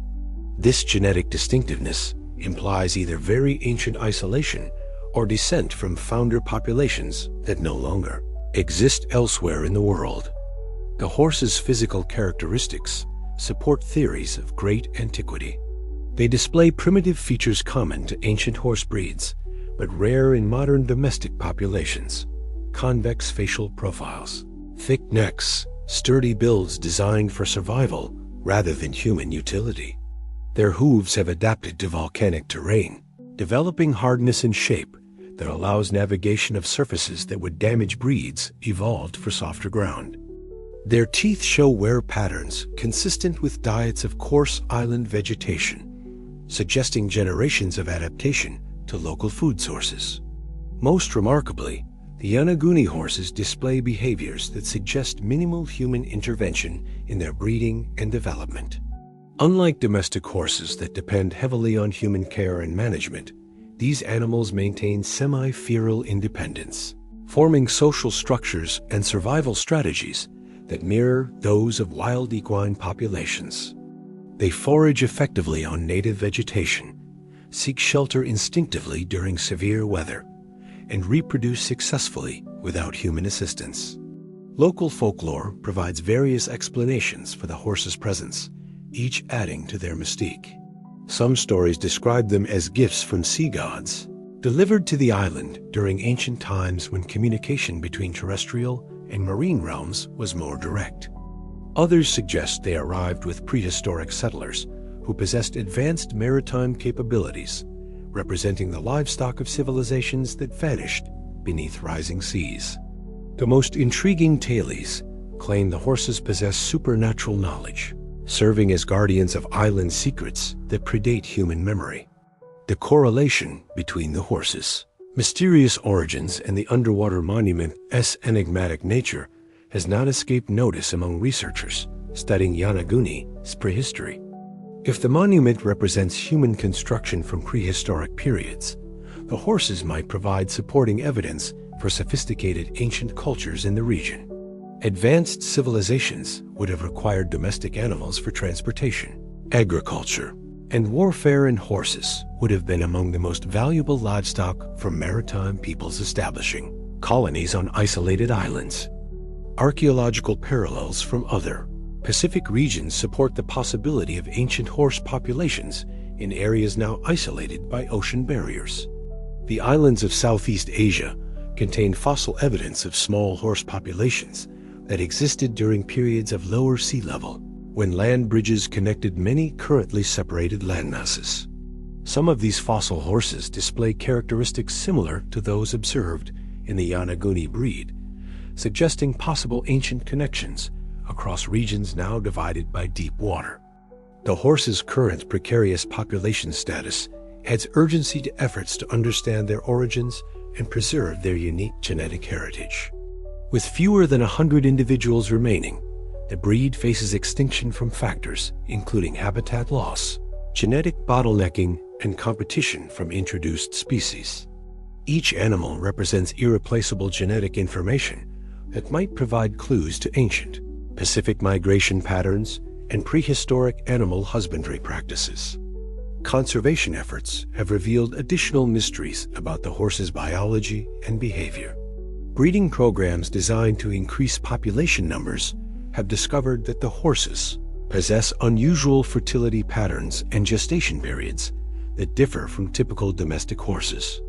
These reproductive characteristics might represent adaptations to island environmental conditions, or preservation of ancient traits lost in mainland populations through selective breeding. The horse's grazing patterns have provided unexpected insights into island ecology and possibly prehistoric land use. Their preferred feeding areas correspond to locations where archaeological surveys have identified unusual stone arrangements and possible ancient agricultural terraces. Whether this represents coincidental selection of optimal grazing sites or preservation of behavioral patterns passed down through generations remains an open question. Recent DNA sequencing projects have expanded sampling to include hair and tissue from horses that died natural deaths, allowing researchers to build comprehensive genetic profiles without disturbing the living population. These studies have revealed genetic diversity patterns consistent with very small founder populations that experienced extended isolation, supporting theories of ancient arrival followed by centuries or millennia of reproductive isolation. The Yonaguni horses serve as a living reminder that islands can preserve biological and cultural elements that disappeared elsewhere long ago. Whether they represent the descendants of horses brought by prehistoric civilizations, survivors of ancient mainland populations, or simply an isolated domestic breed with unusual characteristics, their presence adds another dimension to questions about human activity in the region during periods that conventional archaeology considers prehistoric. As research continues into both the underwater monument and the island's unique ecosystem, the horses remain silent witnesses to events that occurred long before human memory began. Their genetic codes might preserve information about ancient migrations, prehistoric trade networks, or the livestock management practices of civilizations that left few other traces of their existence. In their quiet grazing across landscapes that have changed little over millennia, they embody the same timeless mystery that draws researchers to explore the depths where stone monuments wait in blue silence.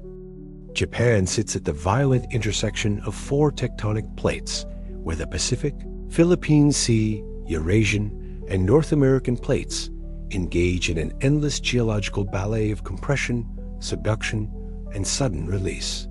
This position makes the archipelago one of Earth's most seismically active regions, experiencing thousands of earthquakes each year and periodic, catastrophic events that reshape both landscape and society in matters of minutes. The relationship between this geological reality and Japanese cultural memory runs deeper than recorded history, creating mythological frameworks that might preserve information about prehistoric disasters that dwarf any events witnessed by modern civilization. The 2011 Tohoku earthquake and tsunami provided a stark reminder of how quickly tectonic forces can transform familiar landscapes into scenes of devastation that challenge human comprehension. In a single afternoon, coastal communities that had existed for centuries vanished beneath walls of water 30 meters high, while nuclear facilities designed to withstand extreme events proved inadequate for the forces unleashed by a magnitude 9.0 earthquake. The disaster demonstrated that even modern Japan, with its sophisticated seismic monitoring and tsunami warning systems, remains vulnerable to geological forces that operate on scales that transcend human planning. Yet this recent catastrophe, devastating as it was, represents only the latest chapter in a story of periodic destruction and renewal that extends back to the earliest human occupation of the Japanese islands. Archaeological evidence reveals that prehistoric Japanese cultures repeatedly experienced and survived seismic disasters that would have challenged their technological and social adaptation capabilities. The survival strategies they developed, preserved in cultural practices and mythological traditions, might contain information about events that occurred when sea levels and coastal configurations differed dramatically from current conditions. The mythological traditions of the Ryukyu Islands specifically describe catastrophic events involving the submergence of entire kingdoms beneath the sea. These stories, maintained through generations of oral transmission, describe not gradual sea level rise, but sudden catastrophic flooding that overwhelmed advanced civilizations in single events. The myths speak of great cities with sophisticated architecture that vanished in single days, their inhabitants either fleeing to higher ground or perishing in disasters that transformed the very geography of the region. One persistent tradition describes the kingdom of Kudaka, said to have occupied areas now beneath the East China Sea. According to legend, this realm possessed advanced knowledge of astronomy, navigation, and construction techniques that allowed its people to build monuments and cities that surpassed anything known in later historical periods. The kingdom's destruction came through earthquake and tsunami events so severe they permanently altered the relationship between land and sea, submerging vast areas and forcing survivors to establish new settlements on what became isolated islands. Similar traditions exist throughout the Pacific Rim, suggesting that catastrophic geological events during prehistoric periods might have been more common or more severe than anything recorded in historical times. Native American traditions along the Pacific coast describe great floods and ground-shaking events that transformed familiar landscapes beyond recognition.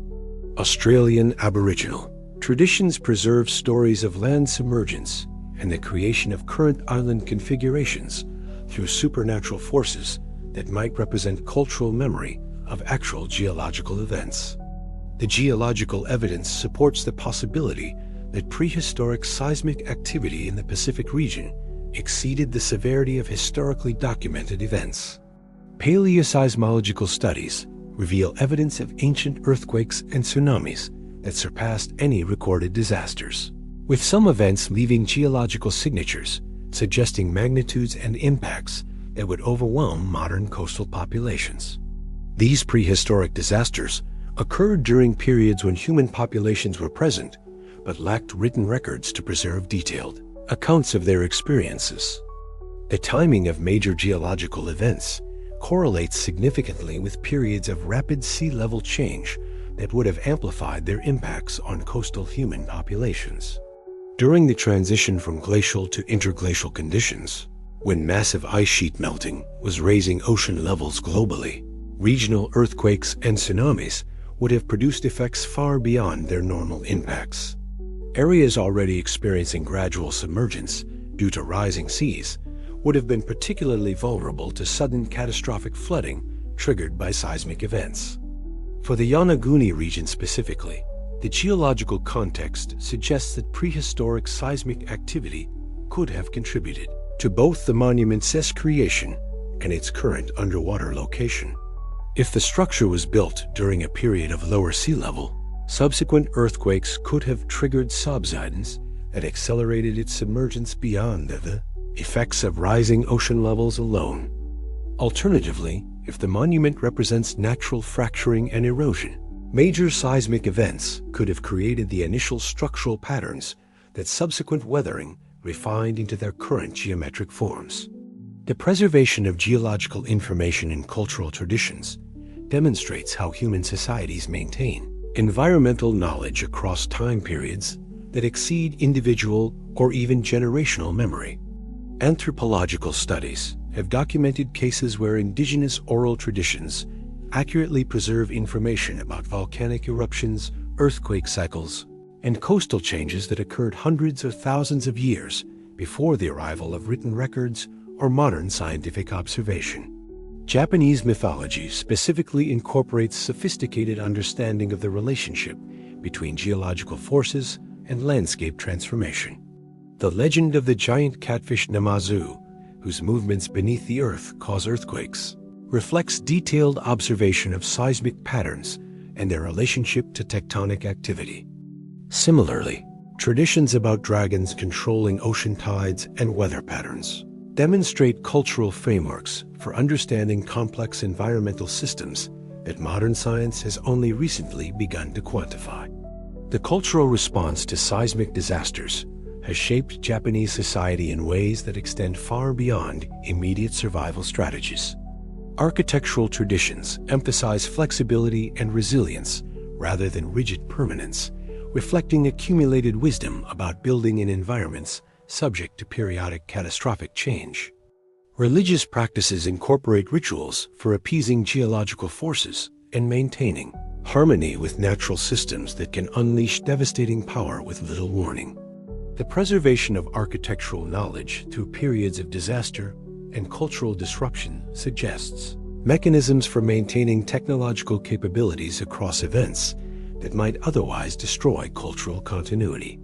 If prehistoric Pacific civilizations developed sophisticated construction techniques, their knowledge might have survived through mythological traditions and cultural practices even when the physical evidence of their achievements was destroyed or submerged by geological disasters. Modern seismological monitoring has revealed that the Ryukyu Islands region experiences complex patterns of earthquake activity that could significantly affect underwater archaeological sites.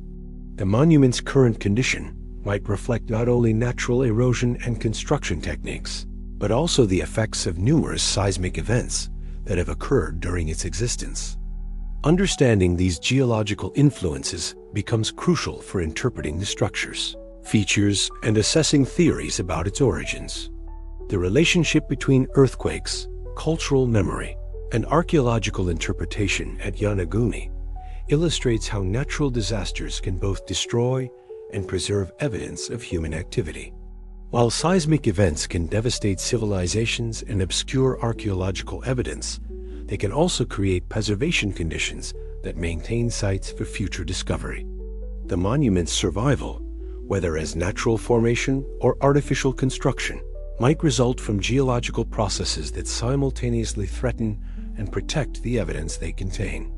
As research continues into both the monument's nature and the region's geological history, the intersection of myth memory and earthquake activity provides a framework for understanding how prehistoric human populations might have experienced and adapted to environmental conditions that shaped both their physical and cultural landscapes. The stories preserved in traditional knowledge systems might contain crucial information for interpreting archaeological discoveries and understanding the full scope of human achievement in regions where geological forces continue to reshape the boundary between land and sea.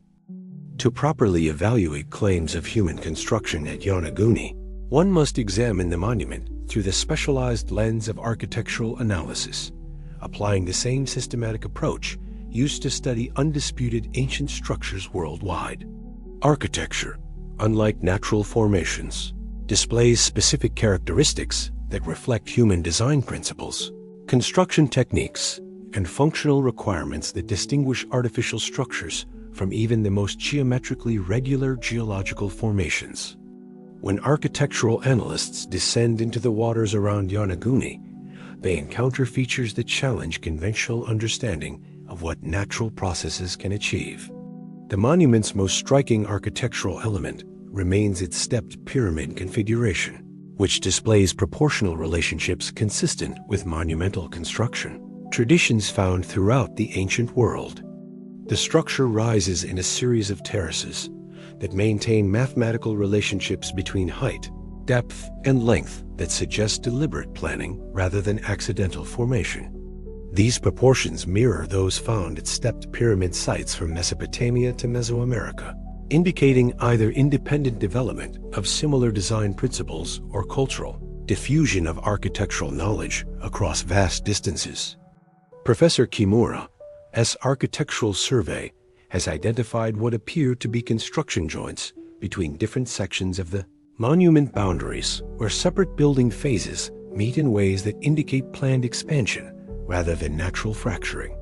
These joints display the kind of careful fitting between stone blocks that characterizes sophisticated masonry traditions, with surfaces that have been shaped to create tight connections between adjacent structural elements. The precision of these joints exceeds what would be expected from random geological fracturing. The structure's foundation systems present another architectural puzzle. Swimming along the monument's base, observers encounter what appear to be deliberately leveled surfaces that would have provided stable platforms for construction activities. These foundation areas display the kind of careful preparation that sophisticated building projects require, with irregularities in the natural bedrock filled and smoothed to create uniform surfaces for structural support. Such site preparation represents one of the fundamental requirements of monumental architecture throughout human history. Internal circulation systems within the monument suggest architectural planning designed to accommodate human movement and activity. The passages and chambers that penetrate the structure's interior display consistent dimensions that would allow human navigation while providing access to different levels and areas of the complex. These circulation routes include what appear to be staircases carved directly into the rock, with step dimensions that match human anatomical requirements for comfortable movement. The monument's drainage infrastructure presents compelling evidence for architectural sophistication that anticipates and manages water flow in ways that would protect structural integrity over extended periods. The carved channels that cross the structure's surfaces follow patterns that would efficiently direct precipitation away from flat areas, preventing the pooling and standing water that accelerate erosion damage. These drainage systems include features like catch basins and overflow channels that demonstrate understanding of hydraulic engineering principles. Architectural lighting considerations appear to have influenced the monument's design and orientation. The structure's position and alignment create spaces that would have received optimal natural illumination during specific times of day and seasons, suggesting that its builders understood how to work with solar patterns to create functional and symbolically significant interior environments. The orientation of chambers and passages reflects astronomical alignments that characterize sacred architecture worldwide. The integration of different architectural functions within the monument complex suggests sophisticated urban planning that addressed multiple community needs within a unified design framework. Areas that appear to serve ceremonial functions are separated from those that might have accommodated residential or administrative activities, indicating social organization sophisticated enough to require specialized spaces for different aspects of community life. Surface treatments throughout the monument display variations in texture and finish that appear to reflect different architectural functions and aesthetic intentions. Smooth, polished surfaces in areas that might have served ceremonial purposes contrast with rougher textures in spaces that appear designed for practical activities. These variations in surface treatment require deliberate planning and execution rather than accidental natural processes. The monument's acoustic properties demonstrate architectural sophistication in managing sound transmission and resonance within built environments. Chambers and passages create acoustic effects that would amplify and focus sound in ways that serve both practical communication needs and ceremonial requirements.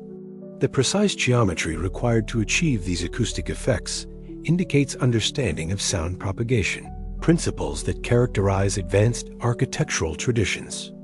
Structural engineering analysis reveals load-bearing systems that distribute weight and stress according to principles that would ensure long-term stability in seismically active environments. The monument's design appears to accommodate the kind of ground movement and structural stress that earthquake-prone regions require, using techniques that parallel those found in other ancient structures built in geologically unstable areas. The integration of architectural elements at different scales, from overall site planning to detailed decorative features, suggests systematic design development that addresses both functional requirements and aesthetic considerations. This hierarchical approach to architectural design characterizes sophisticated building traditions that developed over extended periods of cultural and technological advancement. Water management systems extend beyond simple drainage to include features that might have served more complex functions in community water supply and waste disposal. Carved channels and basin features could have directed and stored freshwater resources while managing storm runoff in ways that protected both the structure and its inhabitants from flood damage during severe weather events. The monument's defensive capabilities reflect architectural planning that considered security requirements alongside other functional needs. The structure's position provides natural advantages for monitoring surrounding areas while offering protected spaces that could serve as refuges during conflicts or natural disasters. These defensive features suggest architectural planning influenced by strategic military considerations. Comparison with confirmed ancient architectural sites reveals structural and aesthetic parallels that support theories of human construction at Yonaguni. The stepped pyramid form, precise stone fitting, and integrated infrastructure systems all find equivalents in undisputed archaeological sites worldwide, suggesting that the monument's builders possess technological capabilities consistent with other advanced ancient civilizations. Advanced documentation techniques, including photogrammetry, laser scanning, and digital reconstruction, are creating detailed architectural records that allow precise analysis of the monument as structural systems and construction techniques. These technological approaches provide data for architectural interpretation that can distinguish between natural formation processes and human construction methods with increasing precision. The architectural evidence at Yonaguni, while not definitive, presents a compelling case for human involvement in the monument's creation. Whether future research will confirm this interpretation or provide natural explanations for the true structure's architectural features remains uncertain, but the sophistication of the monuments as apparent design systems continues to challenge assumptions about prehistoric human capabilities and the boundaries between natural and artificial creation in ancient Pacific environments. Among the most contentious aspects of the Yonaguni Monument debate are the reported discoveries of carved symbols, petroglyphs, and other marks that appear too regular and purposeful to result from natural processes. These alleged carvings, if genuine, would provide the strongest evidence yet for human involvement in the monument's creation, representing direct proof of symbolic communication and artistic expression by its builders. Yet their very existence remains disputed, with researchers divided between those who see clear evidence of prehistoric art and those who argue that underwater conditions and wishful thinking have created the illusion of meaning where none exists. Professor Kimura has documented numerous examples of what he interprets as carved symbols distributed across various surfaces of the monument. These markings appear as geometric patterns, linear arrangements, and circular forms that display the kind of regularity and repetition associated with symbolic communication systems throughout human history. The symbols include cross-like forms, parallel lines, and complex geometric arrangements that mirror petroglyphic traditions found at ancient sites worldwide.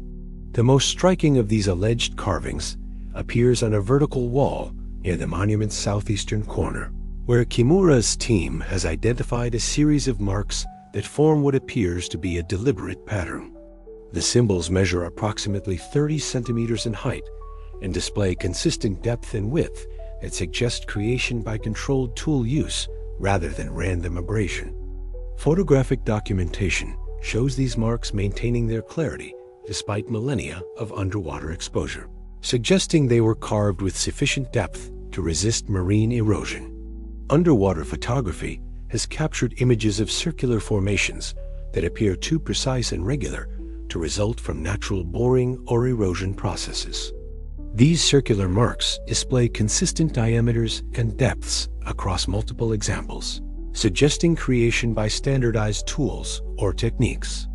Their distribution across the monument's surface follows patterns that appear systematic rather than random, indicating possible symbolic or functional significance in their original context. Linear arrangements of marks on various surfaces display characteristics associated with early counting systems or astronomical observation records. These linear patterns include parallel lines, tick marks, and more complex arrangements that suggest attempts to record numerical information or track cyclical phenomena. The precision and regularity of these marks exceed what would be expected from natural processes acting on sandstone surfaces. The preservation state of alleged carvings presents both supporting evidence and challenges for authentication. Marine environments can preserve carved surfaces better than terrestrial exposure to weathering, but they also create conditions that can mimic artificial markings through biological and chemical processes. Determining whether observed marks represent ancient human artistry or natural phenomena requires careful analysis of their formation mechanisms in comparison with known examples of both artificial carvings and natural rock textures. Skeptical researchers have demonstrated how marine organisms can create markings that appear artificial to untrained observers. Boring mollusks, sea urchins, and other creatures create holes and channels in rock surfaces that can display remarkable regularity and precision. Chemical processes, including solution weathering and differential erosion, can create surface textures that mimic tool marks, particularly when acting on rock formations with complex mineral compositions. The controversy extends to questions about photographic interpretation and underwater visibility conditions. Documenting potential carvings. Beneath 24 meters of water requires specialized lighting and camera techniques that can introduce artifacts or enhance natural textures in ways that suggest artificial markings. The play of light and shadow underwater can create visual effects that emphasize certain surface features while obscuring others, potentially leading to misinterpretation of natural formations. Recent advances in underwater archaeological photography have enabled more sophisticated documentation of the monument's surface features. Three-dimensional photogrammetry techniques can capture precise surface geometry that allows detailed analysis of mark formation mechanisms. These technological approaches can distinguish between surface modifications created by tools versus those resulting from natural processes, providing more objective criteria for evaluating carving authenticity. Comparison with confirmed petroglyphic sites provides frameworks for evaluating the alleged Yonaguni carvings. Ancient rock art sites worldwide display characteristic features, including specific types of tool marks, consistent depth and width relationships, and systematic approaches to symbol placement that can be distinguished from natural rock surface modifications. Applying these analytical criteria to the Yonaguni markings could help resolve questions about their artificial versus natural origins.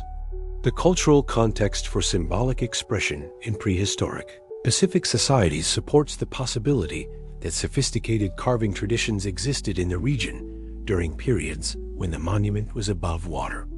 Archaeological evidence from throughout the Pacific demonstrates that island cultures developed complex symbolic systems, including petroglyphs, carved architectural elements, and sophisticated artistic traditions that use stone as a medium for permanent expression.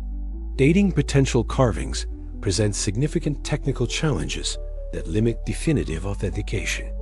Unlike organic materials that can be radiocarbon dated, carved symbols in stone can only be dated indirectly through analysis of associated deposits or environmental context.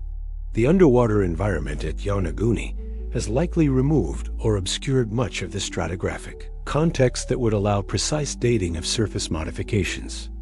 The psychological aspects of pattern recognition complicate interpretation of potential symbolic markings. Humans are evolutionarily programmed to perceive meaningful patterns, even in random or ambiguous stimuli, a tendency that can lead to identification of symbolic content where none actually exists.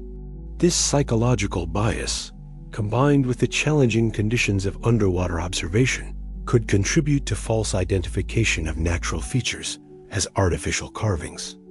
Alternative explanations for regular markings include geological processes that can create surprisingly systematic patterns in rock surfaces.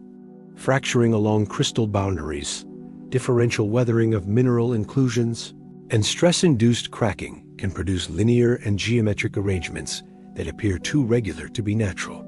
Understanding these geological processes is crucial for distinguishing between artificial modifications and natural formation patterns. The search for carved symbols at Yonaguni reflects broader questions about the recognition and interpretation of prehistoric art in challenging environmental contexts. As underwater archaeological techniques continue to develop, researchers are discovering that marine environments preserve symbolic expressions that have been lost from terrestrial sites. These discoveries are expanding understanding of prehistoric artistic capabilities and communication systems. Digital enhancement techniques applied to underwater photography can reveal surface details that are invisible under normal viewing conditions. These techniques can emphasize subtle variations in surface texture and geometry that might indicate artificial modification, but they can also create artifacts that appear to show patterns where none actually exist. Balancing enhancement capabilities with interpretation accuracy remains a crucial challenge in underwater archaeological documentation. The debate over symbols and carvings at Yonaguni ultimately reflects larger questions about the relationship between perception, interpretation, and evidence in archaeological research. Whether future investigations will confirm the existence of prehistoric symbolic expressions at the site or provide natural explanations for apparent markings, the controversy has driven advances in underwater documentation techniques and analytical methods that benefit archaeological research worldwide. Independent verification of alleged carvings through multiple research teams using different documentation methods could help resolve authenticity questions. Such verification would require international collaboration and standardized analytical protocols that could distinguish between artificial modifications and natural surface features with greater confidence than current individual investigations allow. The comparison between Yonaguni and Plato's Atlantis runs deeper than mere journalistic sensationalism, touching on fundamental questions about how advanced civilizations rise, flourish, and vanish from human memory. When Plato composed his dialogues, Timaeus and Critias, around 360 BCE, he crafted a narrative that has haunted human imagination for over 2 millennia, a story of a sophisticated maritime civilization that achieved unprecedented technological and cultural heights before being destroyed in a single day and night of catastrophic destruction. The parallels between this fictional account and the possible reality represented by Yonaguni suggest either remarkable coincidence or the possibility that ancient traditions preserved memories of actual prehistoric civilizations that exceeded the achievements of recorded history. Plato's Atlantis possessed characteristics that mirror what researchers propose might have existed in the prehistoric Pacific if Yonaguni represents artificial construction. The Atlantean civilization, according to the philosopher's account, developed advanced maritime technology that enabled extensive trade networks and cultural exchange across vast oceanic distances.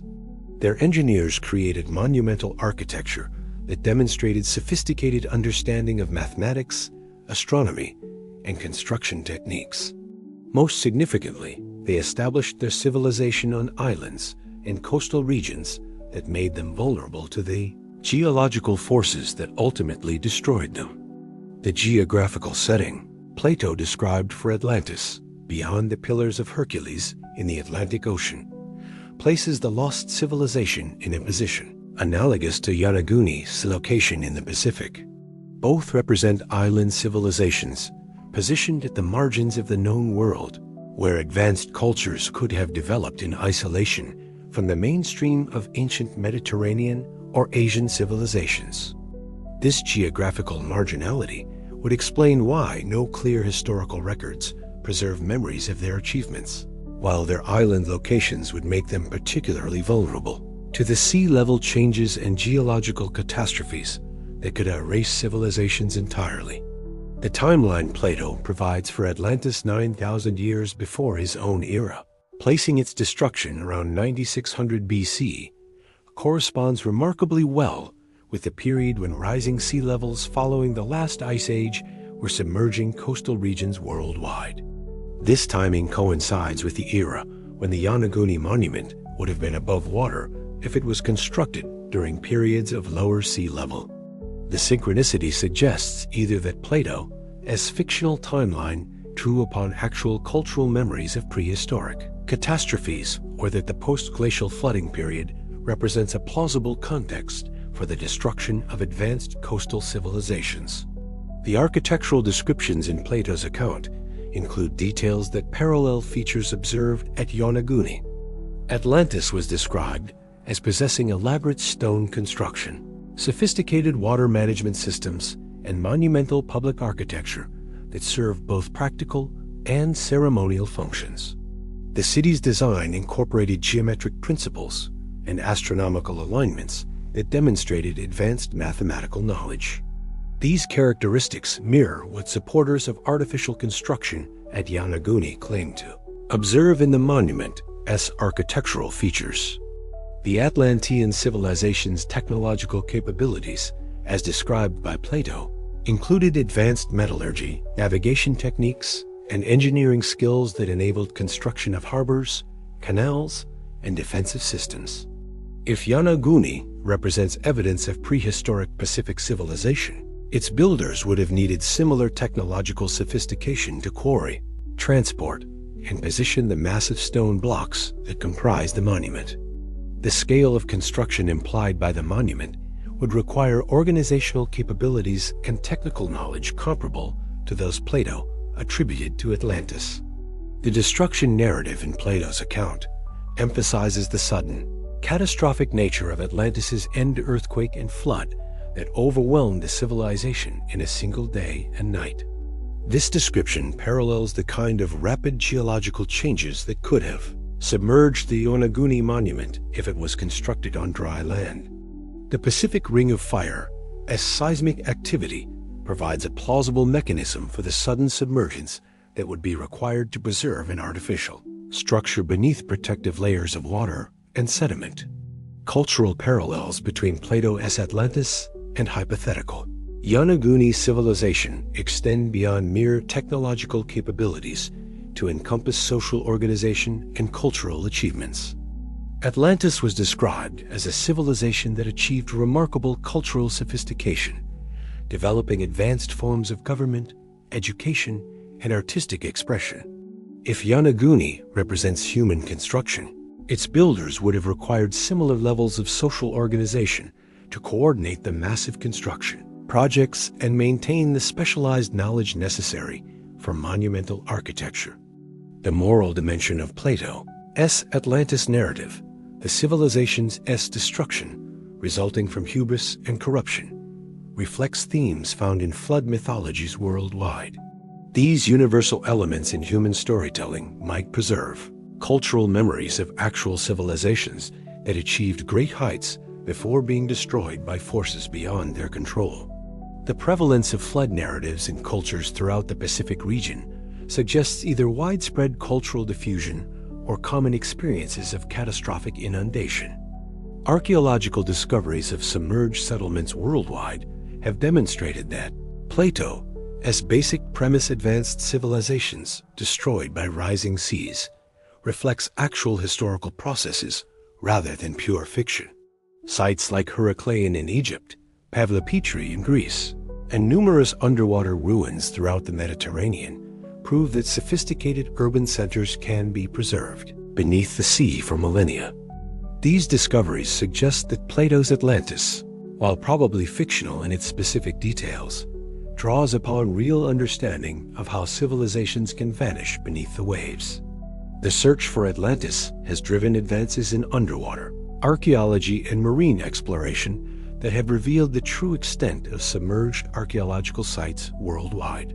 While no discoveries have confirmed Plato's specific account, the cumulative evidence of underwater civilizations has demonstrated that much of human history lies hidden beneath risen seas. Yonaguni fits within this broader pattern of underwater archaeological discovery that continues to expand our understanding of prehistoric human achievements. The enduring appeal of the Atlantis narrative reflects fundamental human concerns about the relationship between technological achievement and environmental vulnerability. Modern civilization's confrontation with climate change and sea level rise gives new relevance to stories about advanced societies destroyed by forces they could not control. Yonaguni, whether natural or artificial, serves as a reminder that the ocean continues to guard secrets about the relationship between human ambition and natural power. The scientific investigation of both Yonaguni and other underwater archaeological sites requires the same rigorous methodological approaches that distinguish legitimate research from speculative fantasy. While the Atlantis parallel provides a compelling framework for understanding how advanced civilizations might vanish from historical memory, confirming such connections requires evidence that meets the same standards applied to any archaeological interpretation. The possibility that Yonaguni represents evidence of a prehistoric Pacific civilization comparable to Plato's Atlantis raises profound questions about the completeness of our understanding of human cultural development. If advanced societies did exist in the Pacific region during prehistoric periods, their achievements might have influenced the development of later civilizations in ways that current archaeological knowledge cannot yet recognize. The monument continues to challenge us to expand our conception of what human societies might have accomplished in the vast territories of prehistory that remain largely unexplored beneath the world's oceans. The relationship between environmental change and human civilization forms one of archaeology's most compelling narratives, revealing how climate shifts have repeatedly reshaped the trajectory of human cultural development throughout prehistory and recorded history. The story of the Yonaguni Monument, whether natural or artificial, unfolds against the backdrop of one of the most dramatic environmental transformations in human experience, the transition from Ice Age to interglacial conditions that fundamentally altered the relationship between land and sea across the globe. Understanding this climatic context provides crucial framework for evaluating how prehistoric civilizations might have developed, flourished, and vanished in regions now hidden beneath risen waters. The last glacial maximum, reaching its peak approximately 20,000 years ago, created environmental conditions radically different from those experienced by any recorded human civilization.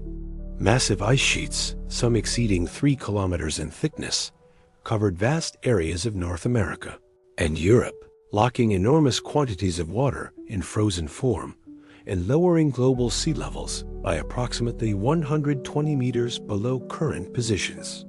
This transformed world geography created extensive coastal plains, connected island chains, and exposed continental shelf areas that provided prime real estate for human settlement and cultural development.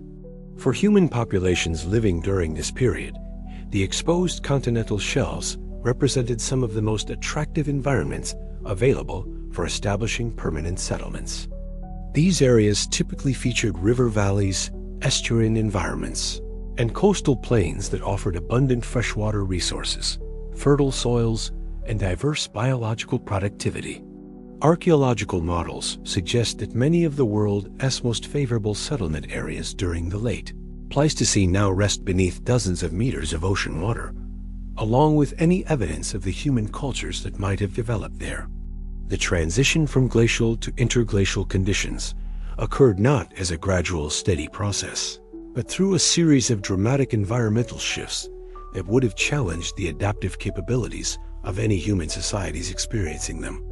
Climate data reveals periods of rapid warming punctuated by sudden cooling events, changes in precipitation patterns, and episodes of accelerated ice sheet melting that raised sea levels by several meters per century. These rapid changes would have forced repeated migrations, technological adaptations, and social reorganizations that tested the resilience of prehistoric cultural systems. The Younger Dryas event, occurring approximately 12,900 to 11,700 years ago, exemplifies the kind of abrupt climate change that characterized the late Pleistocene transition. This millennium-long return to near-glacial conditions interrupted the general warming trend and created environmental challenges that would have stressed human populations worldwide. The event's conclusion brought particularly rapid warming that triggered accelerated ice sheet collapse and sea level rise rates that exceeded anything experienced during recorded human history. Meltwater Pulse 1, approximately 14,500 years ago, and Meltwater Pulse 1b, around 11,300 years ago, represent episodes of catastrophically rapid sea level rise that would have devastated any coastal civilizations unprepared for such dramatic environmental change. These events raised global sea levels by 15 to 20 meters within periods of several centuries, transforming familiar landscapes into underwater realms and forcing massive human migrations from submerging coastal plains to higher elevations. Archaeological evidence worldwide demonstrates that human populations were developing increasingly sophisticated cultural systems during precisely the period when these dramatic environmental changes were occurring. Sites like Göbekli Tepe in Turkey, dated to approximately 11,500 years ago, demonstrate that hunter-gatherer populations were capable of organizing massive construction projects and creating complex symbolic systems during the height of post-glacial environmental upheaval. This suggests that climate stress, rather than inhibiting cultural development, might have accelerated innovation and social organization among prehistoric populations. The correlation between environmental stress and cultural innovation appears throughout human prehistory, with major technological and social advances often occurring during periods of climate change that challenged existing adaptive strategies. The development of agriculture, the emergence of permanent settlements, and the creation of monumental architecture all occurred during the environmentally unstable conditions of the late Pleistocene and early Holocene. This pattern suggests that rapid environmental change can stimulate rather than suppress human cultural creativity. For the Pacific region specifically, the post-glacial environmental transformation would have been particularly dramatic due to the area's extensive shallow seas and island geography. The Sahul Shelf connecting New Guinea and Australia, Sundaland encompassing much of Southeast Asia, and Beringia linking Asia and North America all disappeared beneath rising waters, fragmenting continuous landmasses into the island configurations familiar today. Any human populations inhabiting these now submerged regions would have been forced to develop maritime adaptations or relocate to higher elevations. The timing of human colonization of remote Pacific islands correlates closely with the period of maximum post-glacial environmental change, suggesting that climate-driven displacement might have contributed to the remarkable maritime expansion that carried human populations to even the most isolated island groups. The navigational skills and boat-building technologies required for these expansions indicate sophisticated cultural capabilities that developed during the same period when dramatic environmental changes were reshaping Pacific geography. Cultural memory of environmental catastrophes appears preserved in mythological traditions throughout the Pacific region, with flood narratives and stories of submerged lands forming common elements in diverse island cultures. These traditions might represent more than fictional accounts, potentially preserving actual cultural memories of the environmental transformations that reshaped the region during the post-glacial period. The consistency of these flood narratives across cultures separated by vast oceanic distances suggests either widespread cultural diffusion or common historical experiences of environmental catastrophe. The preservation potential of marine environments means that evidence of cultures that developed during the environmentally dynamic late Pleistocene might be better preserved underwater than in terrestrial contexts where subsequent human activity and natural processes have obscured prehistoric occupation layers. Submerged archaeological sites often retain spatial relationships, organic materials, and architectural details that allow unprecedented reconstruction of prehistoric lifeways and cultural achievements. Modern climate change research has provided increasingly sophisticated understanding of how environmental shifts affect human societies, revealing mechanisms through which climate stress can lead to both cultural collapse and innovative adaptation. These insights from contemporary climate science offer frameworks for interpreting how prehistoric populations might have responded to the environmental challenges of the post-glacial transition, including the development of technologies and social systems that enabled survival and even flourishing during periods of rapid environmental change.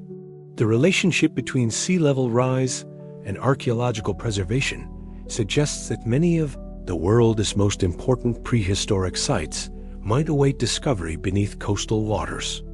As underwater archaeological techniques continue to advance, researchers are likely to uncover evidence of cultural achievements that occurred during the environmentally dynamic late Pleistocene period. These discoveries could revolutionize understanding of human cultural capabilities during the crucial transition from Ice Age hunting, gathering to agricultural civilization. The Yonaguni Monument, regardless of its ultimate interpretation as natural or artificial, serves as a focal point for considering how environmental change and human cultural development intersect in regions where rising seas have obscured prehistoric landscapes. The monument's existence beneath Pacific waters that once stood above sea level, illustrates how dramatically environmental conditions have changed since the late Pleistocene, creating preservation contexts that might maintain evidence of human achievements that would otherwise have been lost to the erosional processes that affect terrestrial archaeological sites. In the pre-dawn darkness that blankets Yonaguni Island most mornings, when mist rises from waters still warm from yesterday's tropical sun local, fishermen prepare their boats with the practiced efficiency of men whose families have worked these waters for generations beyond memory. These are not casual weekend anglers, but professional mariners whose livelihoods depend on intimate knowledge of currents, weather patterns, and the underwater topography that determines where fish gather and feeding cycles unfold. Their accumulated wisdom about the waters surrounding the monument comes not from academic study or research expeditions, but from decades of daily observation that creates understanding unavailable to any occasional visitor.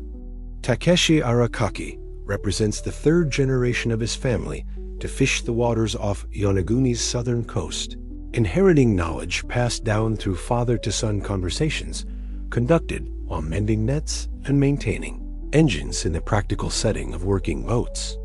At 63, with skin weathered by salt spray and sun into the texture of well-worn leather, Arakaki possesses the kind of environmental knowledge that takes a lifetime to accumulate. When he speaks of unusual phenomena around the monument site, his words carry the authority of someone who has observed these waters through all seasons and weather conditions for more than 4 decades. The currents behave strangely there, Arakaki explains while securing lines on his modest fishing vessel. Not dangers, exactly, but different. Water moves in patterns that don't match what you see elsewhere around the island. His description refers to subtle circulation patterns that experienced fishermen use to locate productive fishing areas and navigate safely through waters that can turn treacherous without warning. These current anomalies, visible only to eyes trained by years of reading water surface conditions, suggest underwater topography that influences flow patterns in ways that extend beyond the monument's visible features. The fish behavior around the monument site has captured fishermen's attention for reasons that extend beyond mere curiosity. Several species that typically avoid areas with strong currents or irregular bottom topography gather around the monument in numbers that exceed what local fishing experience would predict. Large pelagic species including tuna and marlin appear with frequency that makes the area particularly attractive for commercial fishing, while bottom-dwelling species demonstrate distribution patterns that suggest favorable habitat conditions around the monument's base. Arakaki's logbooks, maintained with the meticulous record-keeping that successful fishermen use to track productive areas and seasonal patterns, document catch rates around the monument that consistently exceed those from comparable depths and bottom types elsewhere in the region. These records, spanning 3 decades of fishing activity, provide quantitative support for observations about unusual biological productivity in waters surrounding the monument. The enhanced fish populations suggest environmental conditions that create favorable habitat, characteristics not found in adjacent areas. More intriguing to fishermen are the periodic observations of unusual luminescence in waters around the monument site. These phosphorescent displays, described as more intense and persistent than typical bioluminescence from marine plankton, occur most frequently during certain phases of the moon and seasonal conditions. Experienced fishermen distinguish between normal bioluminescent activity and the unusual light displays observed around the monument, noting differences in color, intensity, and duration that suggest different underlying causes. Sometimes the water glows like it has electricity running through it, reports Jiro Kinjo, another veteran fisherman whose family has worked these waters for generations. It doesn't happen often, maybe a few times each year, but when it does, the whole area around the monument lights up like an underwater city. Kinjo's description employs metaphors that reveal how local fishermen conceptualize the phenomenon, not as simple biological activity, but as something that suggests organized patterns and unusual intensity.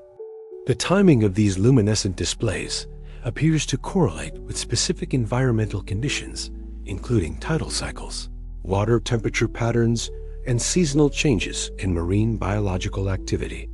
Fishermen have observed that the phenomena occur most frequently during periods of calm weather when water clarity reaches maximum levels, suggesting that visibility conditions might influence both the occurrence and observation of unusual light activity around the monument. Navigation challenges around the monument site have been documented by multiple fishing vessel operators who report compass anomalies and GPS signal irregularities that occur only in the immediate vicinity of the underwater structure. These technical difficulties, while not severe enough to create serious navigation hazards, are consistent enough to have become part of local maritime folklore. Fishermen compensate for these irregularities by relying on visual landmarks and traditional navigation techniques when working in the monument area. The acoustic properties of waters around the monument have attracted fishermen's attention due to unusual sound transmission characteristics that affect both fish-finding sonar and underwater communication systems. Echo patterns from depth sounders display irregularities that suggest complex underwater topography extending beyond the monument as visible boundaries. These acoustic anomalies provide practical information that fishermen use to locate productive fishing areas while raising questions about the full extent of underwater structures in the region. Weather patterns around the monument site display subtle variations that experienced mariners have learned to recognize and account for in their fishing operations. Local wind patterns, wave formations, and atmospheric conditions show slight but consistent differences from those in surrounding waters, creating microclimatic effects that influence both fishing conditions and vessel handling. These meteorological variations suggest that the monument's mass and underwater topography create environmental effects that extend above the water surface. Traditional fishing techniques practiced by older generations of Yonaguni fishermen included rituals and practices specifically associated with the monument area. These customs, largely abandoned by younger fishermen who rely more heavily on modern technology, involved offerings to sea spirits and requests for protection when fishing near the monument. While contemporary fishermen may dismiss these practices as superstition, their persistence through generations suggests that the area has long been recognized as somehow different from ordinary fishing grounds. The seasonal migrations of marine species around Yonaguni follow patterns that consistently bring large numbers of fish through waters near the monument during specific times of year. These migration routes, tracked by fishermen through generations of observation, suggest that the monument area serves as a waypoint or gathering area for species moving between different parts of the Pacific. The consistency of these biological patterns indicates that the underwater topography provides navigational cues or habitat benefits that attract marine life predictably. Recent changes in fishing conditions around the monument, noted by fishermen over the past 2 decades, include alterations in species composition, catch rates, and seasonal timing that might reflect broader oceanographic changes or local environmental shifts. These changes provide baseline data for understanding how the monument area's marine ecosystem responds to environmental variables, offering insights into the relationship between underwater topography and biological productivity. The accumulated knowledge of Yonaguni fishermen represents a unique database of environmental observations that spans multiple generations and includes phenomena that scientific research expeditions might never encounter during limited field seasons. This traditional ecological knowledge provides context for evaluating the monument's environmental effects and understanding its relationship to the broader marine ecosystem. Whether the monument proves to be natural or artificial, the fishermen's tales preserve invaluable information about how this underwater feature interacts with the dynamic marine environment that surrounds it. The confrontation between scientific methodology and mystery-seeking interpretation at Yonaguni represents more than a simple academic dispute. It embodies fundamental questions about how human beings process ambiguous evidence and construct meaning from phenomena that resist easy categorization. This intellectual battle lines have been drawn not merely between believers and skeptics, but between different approaches to understanding the world. The rigorous application of established scientific principles versus the willingness to entertain possibilities that challenge existing paradigms. The monument itself has become a Rorschach test that reveals as much about the observers as about the observed. On one side of this divide stand researchers like Dr. Robert Schoch, whose geological training provides frameworks for understanding how natural processes can create formations that appear impossible without human intervention. Schoch approaches Yonaguni with a systematic methodology that characterizes good earth science: careful observation, detailed documentation, comparison with known geological processes, and application of established principles that explain rock formation and erosion patterns. His analysis proceeds from fundamental understanding of how sandstone fractures under tectonic stress and how marine erosion acts on exposed rock surfaces over extended time periods. The geological argument rests on decades of research into how sedimentary rocks respond to the kind of environmental forces present in the Ryukyu Islands region. Sandstone formations worldwide display similar stepped configurations when subjected to differential erosion, acting on layers of varying hardness. The Pacific Ring of Fire provides ample tectonic activity to create the fracture patterns observed at Yonaguni, while the marine environment supplies erosional forces capable of refining these fractures into the geometric precision that catches human attention. Schoch's team has documented similar formations throughout the region that remain above water, allowing direct examination of the processes that create Yonaguni-like features without requiring underwater investigation techniques. These comparison sites demonstrate that natural forces alone can produce step terraces, right-angle walls, and flat surfaces indistinguishable from those found at the underwater monument. A geological explanation accounts for all observed features without requiring human intervention or unknown natural processes. Opposing this geological orthodoxy stands Professor Masaaki Kimura, whose architectural training brings different analytical perspectives to bear on the monument's features. Kimura approaches Yonaguni not as a geological formation, but as a potential architectural site requiring evaluation according to design principles, construction techniques, and functional requirements that characterize human building traditions. His methodology emphasizes detailed measurement, proportional analysis, and comparison with confirmed archaeological sites worldwide. Kimura's interpretation builds on observations of features that appear to serve specific architectural functions: drainage systems that manage water flow, chambers that provide enclosed spaces, passages that facilitate human movement, and surface treatments that reflect different construction phases. These elements, he argues, work together as integrated architectural systems that demonstrate planning and engineering capabilities beyond what natural processes typically produce. The architectural argument emphasizes aspects of the monument that geological analysis tends to minimize or explain away. Tool marks, joint patterns, and surface finishes that appear deliberately created receive detailed attention in Kimura's surveys, with photographic documentation that highlights features suggesting human modification of natural rock surfaces. The precision of measurements and consistency of proportions throughout the monument complex provide quantitative support for theories of deliberate construction. Between these polarized positions exists a spectrum of intermediate interpretations that attempt to reconcile geological and archaeological observations through hybrid explanations. Some researchers propose that natural fracturing provided foundation structures that prehistoric peoples modified through selective carving and engineering work. This interpretation acknowledges geological processes while allowing for human enhancement of naturally occurring features.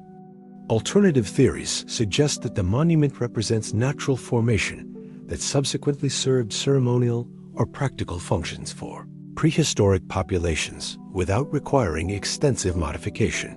This approach explains apparent architectural features as adaptations of existing geological structures rather than evidence of original human construction, while still acknowledging possible human use and minor modifications of the site.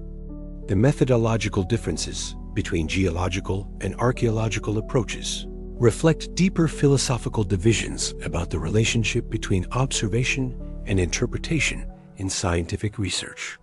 Geological methodology emphasizes processes that can be observed and measured in contemporary environments, applying uniformitarian principles that assume natural processes operated similarly in the past. Archaeological methodology acknowledges that human creativity can produce results that transcend what natural processes typically achieve, requiring different analytical frameworks for distinguishing artificial from natural phenomena. Technology has provided new tools for investigating the monument that promise more objective evidence for resolving the debate. Three-dimensional laser scanning can document surface geometry with precision that allows quantitative analysis of feature formation mechanisms. Ground-penetrating radar can reveal internal structures and subsurface patterns that might distinguish between natural and artificial construction.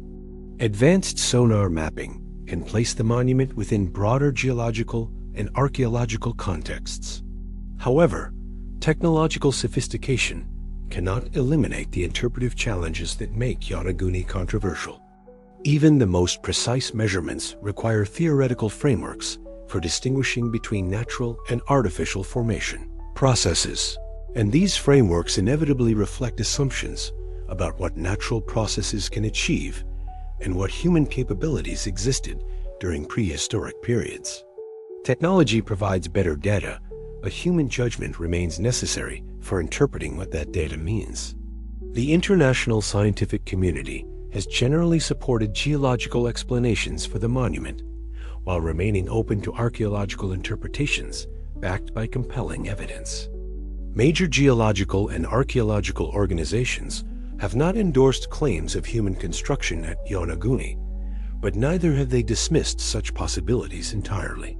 This cautious approach reflects both healthy scientific skepticism and recognition that underwater archaeological discoveries worldwide have repeatedly challenged assumptions about prehistoric human capabilities.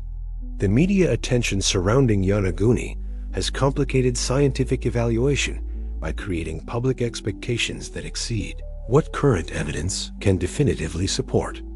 Documentary films and popular articles often present the monument as either definitively artificial or obviously natural, obscuring the legitimate scientific uncertainties that make the site genuinely intriguing. This media simplification can push researchers toward more extreme positions than their evidence actually supports. The monument's significance extends beyond questions of its specific origins to encompass broader issues about scientific methodology and the evaluation of anomalous evidence. The Yonaguni debate illustrates how established scientific paradigms can both illuminate and obscure aspects of complex phenomena, highlighting the importance of maintaining intellectual flexibility while applying rigorous analytical standards. Future resolution of the monument's origins will likely require sustained interdisciplinary research that combines geological, archaeological, and technological approaches within collaborative frameworks that transcend individual researcher biases. Such collaboration could provide more comprehensive understanding than any single methodological approach can achieve alone, potentially revealing aspects of the monument that current polarized positions have overlooked. The confrontation between science and mystery at Yonaguni ultimately reflects humanity as ongoing struggle to understand phenomena that challenge existing knowledge while maintaining intellectual honesty about the limitations of current understanding. Whether the monument proves natural or artificial, the investigation process has advanced understanding of how complex environmental and cultural forces interact in ways that continue to surprise and enlighten researchers willing to engage with mystery while maintaining scientific rigor. The transformation of Yonaguni Monument from obscure underwater formation to global cultural phenomenon illustrates how archaeological mysteries can transcend academic boundaries to capture popular imagination in ways that reshape public understanding of ancient history and human possibility. Since its introduction to international audiences through documentary films in the 1990s, the monument has evolved from a subject of specialized research into a cultural touchstone that appears across multiple media platforms, inspiring everything from adventure novels to video game environments to New Age spiritual movements that find in its submerged terraces confirmation of humanity's forgotten potential. Television documentaries provided the primary vehicle for Yonaguni's entry into popular consciousness, with programs on Discovery Channel, History Channel, and National Geographic bringing the monument's underwater majesty to living rooms worldwide.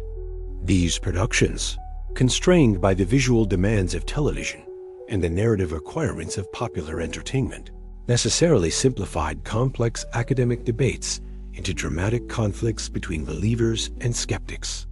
The resulting presentations often emphasize the monument as most spectacular features, while downplaying the technical geological arguments that challenge theories of artificial construction.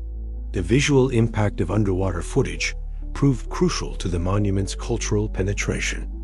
Unlike terrestrial archaeological sites that require imagination to reconstruct their original appearances, Yonaguni presents itself as a complete, mysterious landscape that viewers can experience through the camera's eye.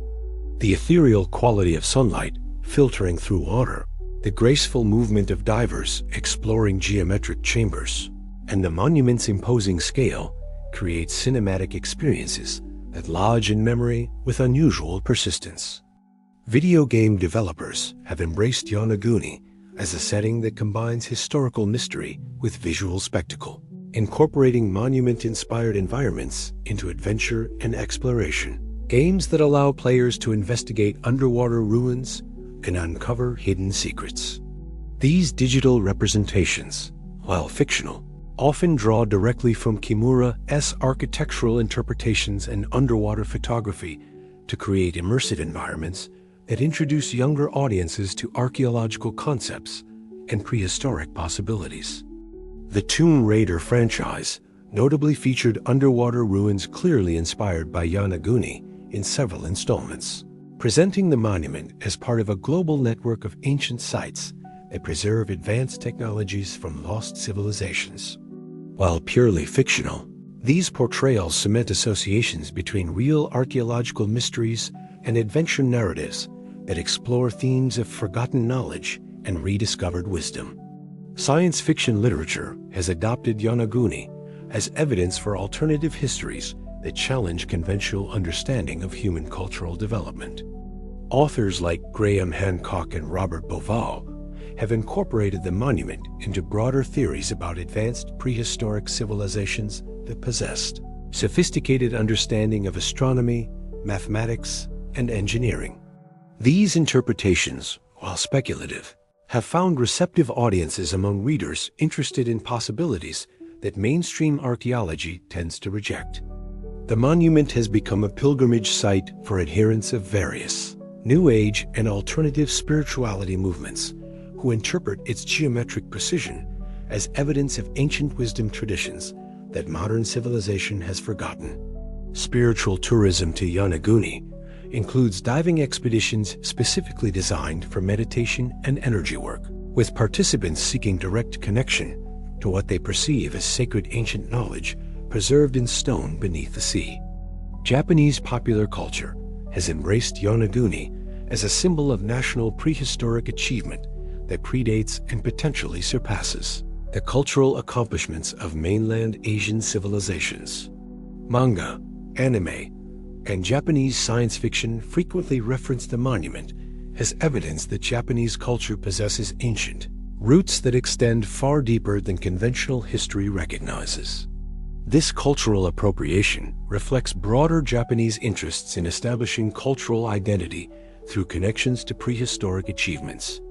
The internet has democratized discussion about Yonaguni in ways that bypass traditional academic gatekeeping, creating online communities where amateur researchers share theories, photographic analysis, and speculative interpretations without peer review or institutional oversight.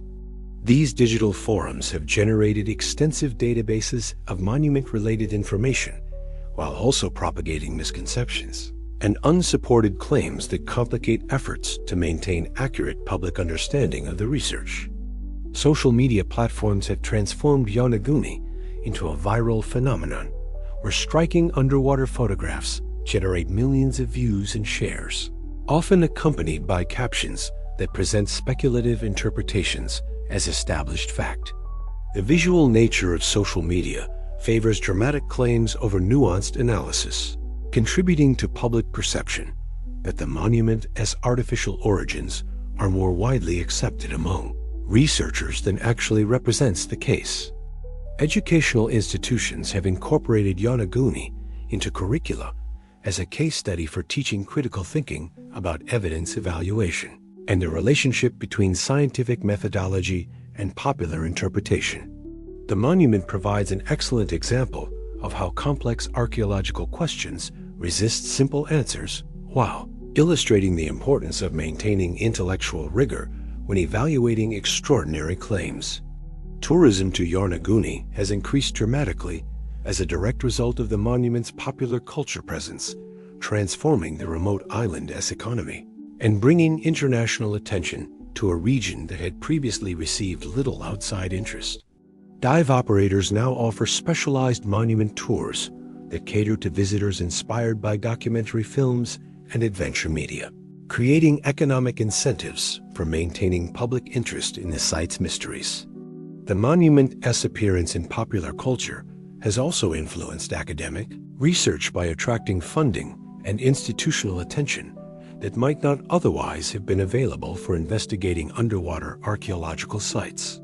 While popular interest sometimes creates pressure for definitive conclusions that exceed what evidence can support, it has also enabled research expeditions and technological applications that advance understanding of underwater archaeological methodology. Documentary filmmakers continue to revisit Yonaguni as new research techniques provide fresh perspectives on familiar questions. Recent productions have employed advanced underwater cinematography and computer modeling to create more sophisticated presentations of the monument's features, while attempting to maintain balance between entertainment, value, and scientific accuracy. The monument's cultural significance has evolved beyond questions of its specific origins to encompass broader themes about human relationship with mystery, the ocean, and the possibilities of forgotten history. Whether ultimately proven natural or artificial, Yonaguni has established itself as a powerful symbol that speaks to human desires to discover meaning in the unknown and to imagine civilizations that transcended the limitations of recorded history. Commercial merchandising has created a marketplace for Yonaguni-related products, ranging from coffee table books and documentary DVDs to jewelry and artwork inspired by the monument's geometric patterns. This commercialization has helped sustain public interest while sometimes trivializing the serious archaeological questions that make the site genuinely significant for understanding prehistoric human capabilities. The monument's presence in popular culture has created feedback effects that influence how researchers approach and interpret their findings. Academic investigators must now consider how their conclusions will be received not only by professional colleagues, but also by public audiences with pre-existing expectations shaped by media presentations and popular theories.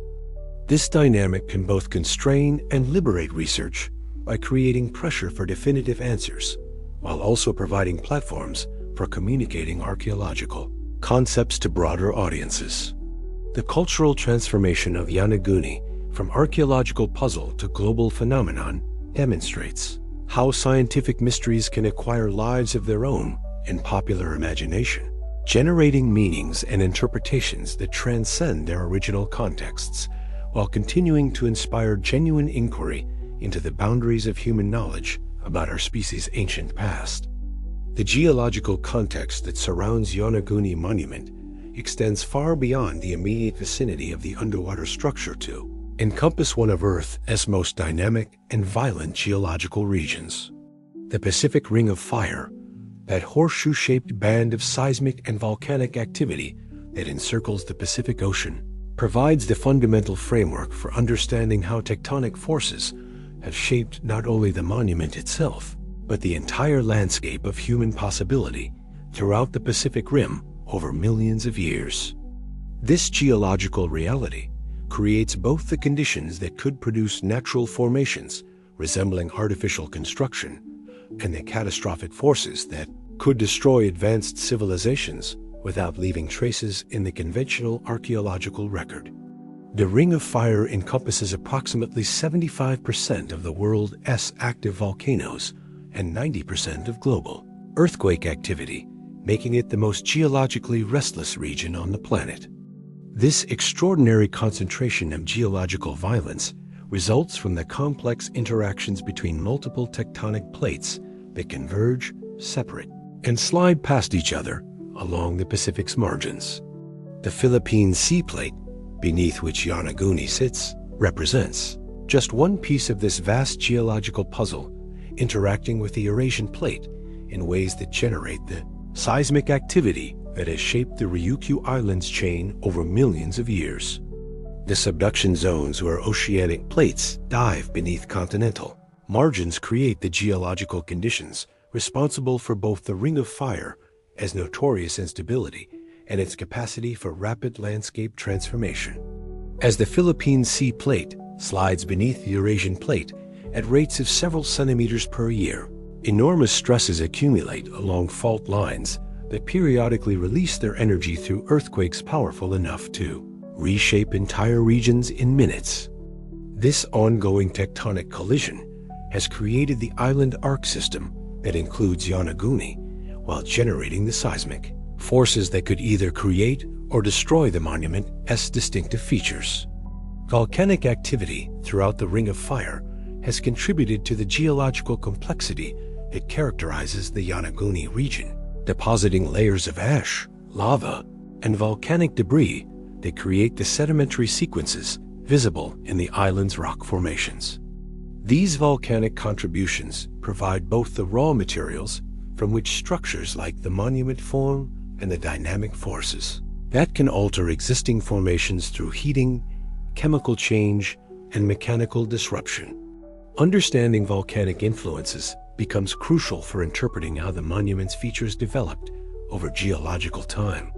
The earthquake history of the Ryukyu Islands reveals a pattern of periodic catastrophic events that would have challenged any human populations attempting to establish permanent settlements in the region. Historical records document earthquakes with magnitudes exceeding 8.0 that have generated tsunamis capable of completely reshaping coastal areas within hours. Paleoseismological evidence suggests that such events occur regularly on timescales of centuries to millennia, creating environmental conditions that would alternately enable and threaten human cultural development. Tsunami deposits throughout the region provide evidence of periodic inundations that would have been particularly devastating to coastal populations during periods when sea levels were lower than today. These deposits indicate wave heights that would have penetrated far inland from current coastlines, suggesting that prehistoric settlements on the exposed continental shelf would have faced periodic destruction from seismic sea waves regardless of gradual sea level changes. Such events could explain the absence of clear archaeological evidence for coastal civilizations while providing mechanisms for rapid site burial and preservation.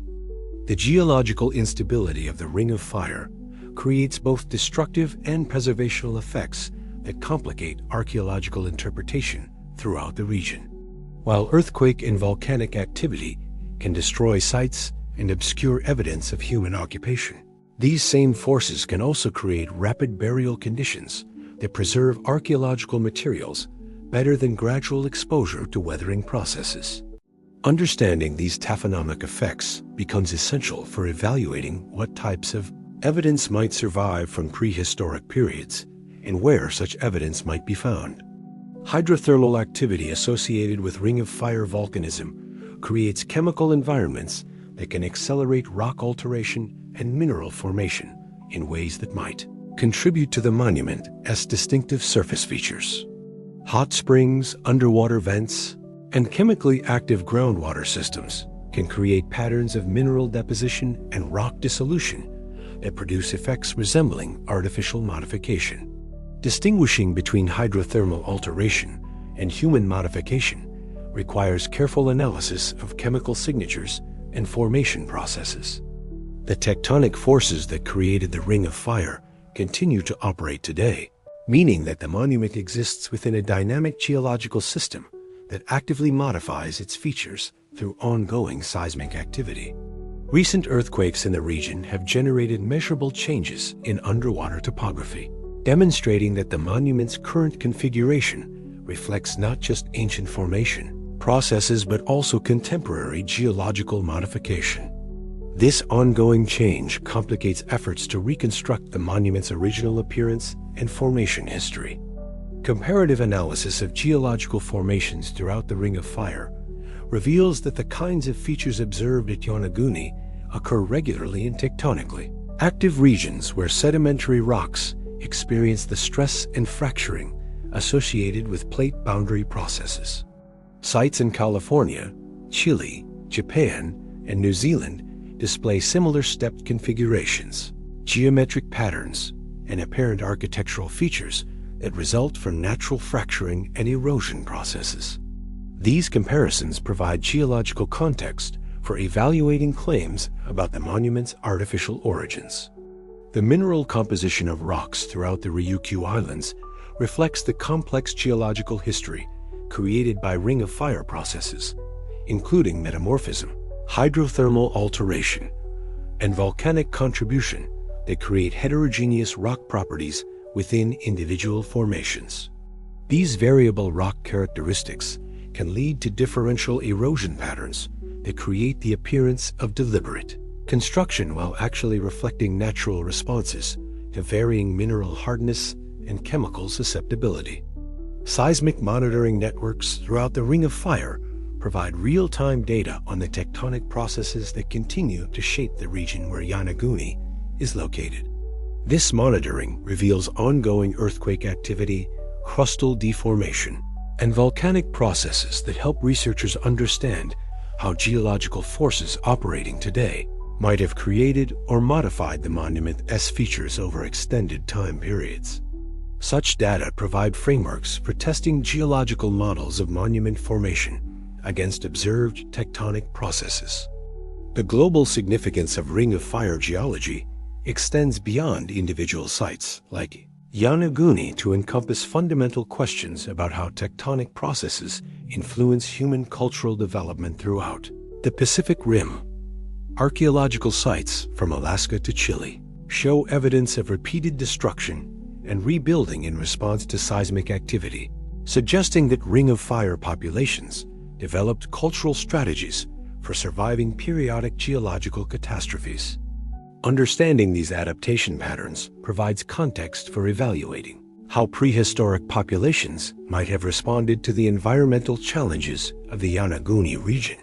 Climate interactions with Ring of Fire geology create additional complexity in the environmental conditions that have shaped both the monument and any human populations that might have encountered it. Volcanic eruptions can create short-term climate changes that affect sea level, precipitation patterns, and biological productivity, while tectonic activity can alter local topography in ways that influence weather patterns and habitat availability. These geological climate interactions provide mechanisms for rapid environmental change that could affect both monument formation and human cultural development. The temporal scales of Ring of Fire processes range from seconds during major earthquakes to millions of years for mountain building and erosion, creating a complex hierarchy of geological influences that operate simultaneously to shape features like the Yonaguni Monument. Understanding how these different temporal scales interact becomes crucial for interpreting the monument's features and evaluating competing theories about its formation mechanisms and cultural significance. Future geological activity within the Ring of Fire will continue to modify the Yonaguni region, potentially revealing new features while obscuring others through ongoing tectonic and volcanic processes. This dynamic geological context means that the monument represents not a static formation, but an active participant in ongoing geological processes that will continue to shape its features and influence efforts to understand its origins and significance.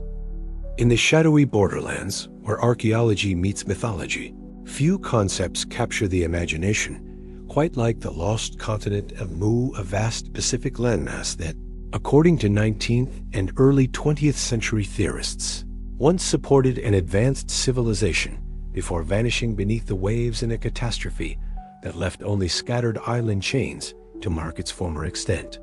While mainstream science has long rejected Mu as pseudo-archaeological fantasy, the discovery of sophisticated underwater formations like Yonaguni has breathed new life into speculation about lost Pacific civilizations, creating space for examining how mythological concepts might preserve kernels of truth about prehistoric realities that conventional archaeology has yet to fully understand.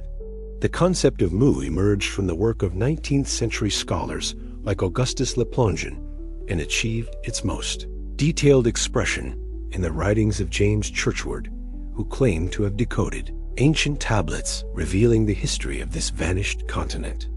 According to Churchward's reconstruction, Mu stretched across much of the Pacific Ocean, supporting a sophisticated civilization that achieved remarkable technological and spiritual advancement before being destroyed by geological catastrophe approximately 12,000 years ago.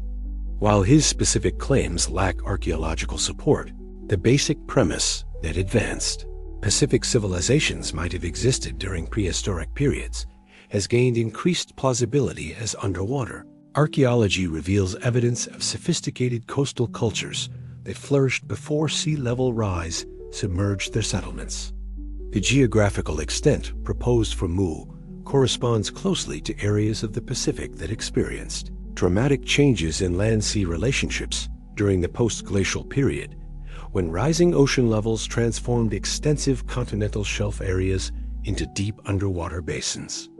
During the last glacial maximum, much of what Churchward described as Mu would have been dry land, including vast areas of the western Pacific that now lie beneath dozens of meters of seawater.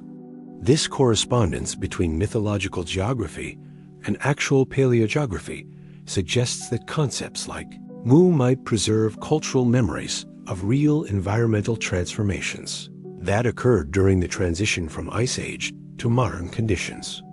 The proposed timeline for Mu's destruction around 12,000 years ago coincides remarkably with the period of most rapid post-glacial sea level rise, when meltwater pulses were raising ocean levels at rates that would have been catastrophic for any coastal civilizations. This timing also corresponds to other evidence for rapid environmental change, including the Younger Dryas climate event and the emergence of agricultural societies worldwide. The synchronicity suggests that mythological accounts of continental destruction might reflect actual environmental catastrophes that affected Pacific populations during this crucial period of human cultural development. Archaeological discoveries throughout the Pacific region have revealed evidence of sophisticated prehistoric cultures that achieved levels of technological and artistic sophistication traditionally attributed to much later periods. Sites like Nan Madol in Micronesia, with its massive stone construction and complex engineering, demonstrate that Pacific island populations possessed capabilities for monumental architecture that required advanced planning, engineering knowledge, and social organization. If such achievements were possible on isolated islands with limited resources, much more impressive accomplishments might have been achievable on the extensive landmasses that existed during periods of lower sea level. The megalithic traditions found throughout Polynesia and Micronesia display architectural techniques and astronomical alignments that suggest inheritance from older, more sophisticated building traditions. The precision of stone fitting at sites like Easter Island and the mathematical relationships encoded in platform dimensions and orientations reflect knowledge systems that seem disproportionately advanced for the isolated island populations that mainstream archaeology believes created them. These traditions might represent the surviving remnants of more extensive cultural systems that developed on larger landmasses before sea level rise forced their dispersal across scattered islands.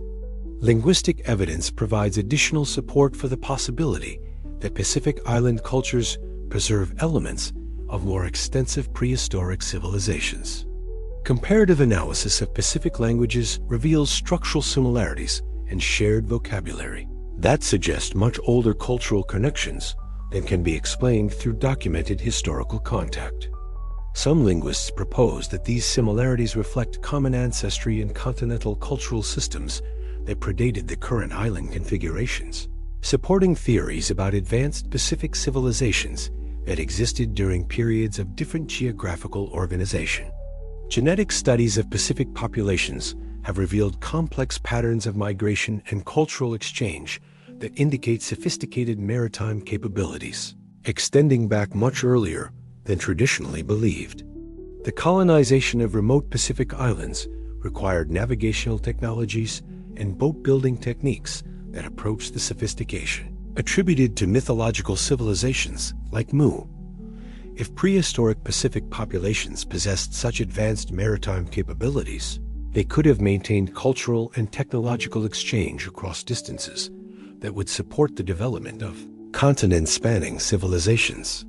The oral traditions of Pacific Island cultures contain extensive references to ancestral homelands that were larger, more populous, and more technologically advanced than current island environments. These traditions describe sophisticated urban centers, advanced agricultural systems, and monumental architecture that exceeded anything found in the historical Pacific. While such accounts must be interpreted cautiously, their consistency across diverse island cultures suggests they might preserve cultural memories of actual prehistoric achievements rather than purely fictional constructs. The astronomical knowledge preserved in Pacific navigation traditions demonstrates sophisticated understanding of celestial mechanics that would have required systematic observation and mathematical calculation over extended periods. This knowledge includes precise understanding of star positions, seasonal cycles, and ocean current patterns that enabled navigation across thousands of kilometers of open ocean. Such sophisticated scientific traditions suggest cultural systems capable of the kind of advanced achievements attributed to mythological civilizations. Geological evidence for rapid landscape change in the Pacific region supports the possibility that extensive landmasses could have been submerged quickly enough to create the kind of catastrophic destruction described in Mu legends. Volcanic activity, earthquake-induced subsidence, and accelerated sea level rise during the post-glacial period created conditions that could have transformed vast continental areas into underwater basins within relatively short time periods by geological standards. Modern underwater exploration has revealed evidence of submerged forests, river valleys, and other terrestrial features throughout the Pacific that demonstrate the extent of land areas that were above water during recent geological periods. These discoveries confirm that much of what is now ocean floor was recently exposed land that could have supported substantial human populations. While this doesn't prove the existence of advanced civilizations like Mu, it demonstrates that the basic geographical prerequisites for such civilizations existed during periods when sophisticated human cultures were developing worldwide. The technological capabilities demonstrated by confirmed ancient civilizations suggest that advanced Pacific cultures would have been possible during prehistoric periods if favorable environmental and cultural conditions existed. Sites like Göbekli Tepe demonstrate that hunter-gatherer populations could organize massive construction projects more than 11,000 years ago, while underwater discoveries worldwide reveal that coastal civilizations achieved remarkable sophistication before being submerged by rising seas. The concept of Mu, while lacking direct archaeological confirmation, provides a framework for considering how extensive prehistoric civilizations might have developed in the Pacific region during periods of different geographical and environmental organization. Whether future research will reveal evidence supporting elements of the Mu hypothesis or provide alternative explanations for the cultural and technological achievements observed throughout the Pacific, the concept continues to influence how researchers approach questions about the full extent of human cultural development during the crucial transition from Ice Age to agricultural civilization. The Yonaguni Monument, regardless of its ultimate interpretation, serves as a focal point for examining how discoveries that challenge conventional archaeological understanding might relate to broader questions about lost civilizations and forgotten achievements. Whether the monument represents natural geological formation or artificial construction, its existence in Pacific waters that once stood above sea level illustrates the kind of environmental context in which advanced prehistoric civilizations could have developed and been preserved through submergence beneath protective layers of sediment and seawater. The Pacific stretches endlessly beneath the morning sun, its surface a mirror reflecting clouds that drift like ancient memories. Water remembers everything. It carries within its depths the echoes of storms that raged 10,000 years ago, the whispers of rivers that once carved valleys now lost to time. And somewhere in that vast blue expanse, 25 meters below the waves off Japan's southernmost shore, lies a mystery that has captured imaginations and divided experts for decades. The Yonaguni Monument rests in silence, its geometric forms casting shadows that shift with the current. Schools of fish weave between what might be terraces, their silver bodies glinting like scattered coins from some forgotten tribute. The water here is different, charged with possibility, heavy with questions that have no easy answers. Each dive reveals new details, new angles that seem too precise for nature's random hand, yet too weathered to be the work of modern humans. Water preserves in ways that air cannot. In the deep ocean, time moves differently. Coral grows slowly, sediment settles like falling snow, and the processes that would erode a structure on land become gentler, more forgiving. The monument's surfaces, carved or shaped by whatever forces brought them into being, remain remarkably intact beneath their protective blanket of seawater. The terraces step down into darkness, each level telling a story that we struggle to read.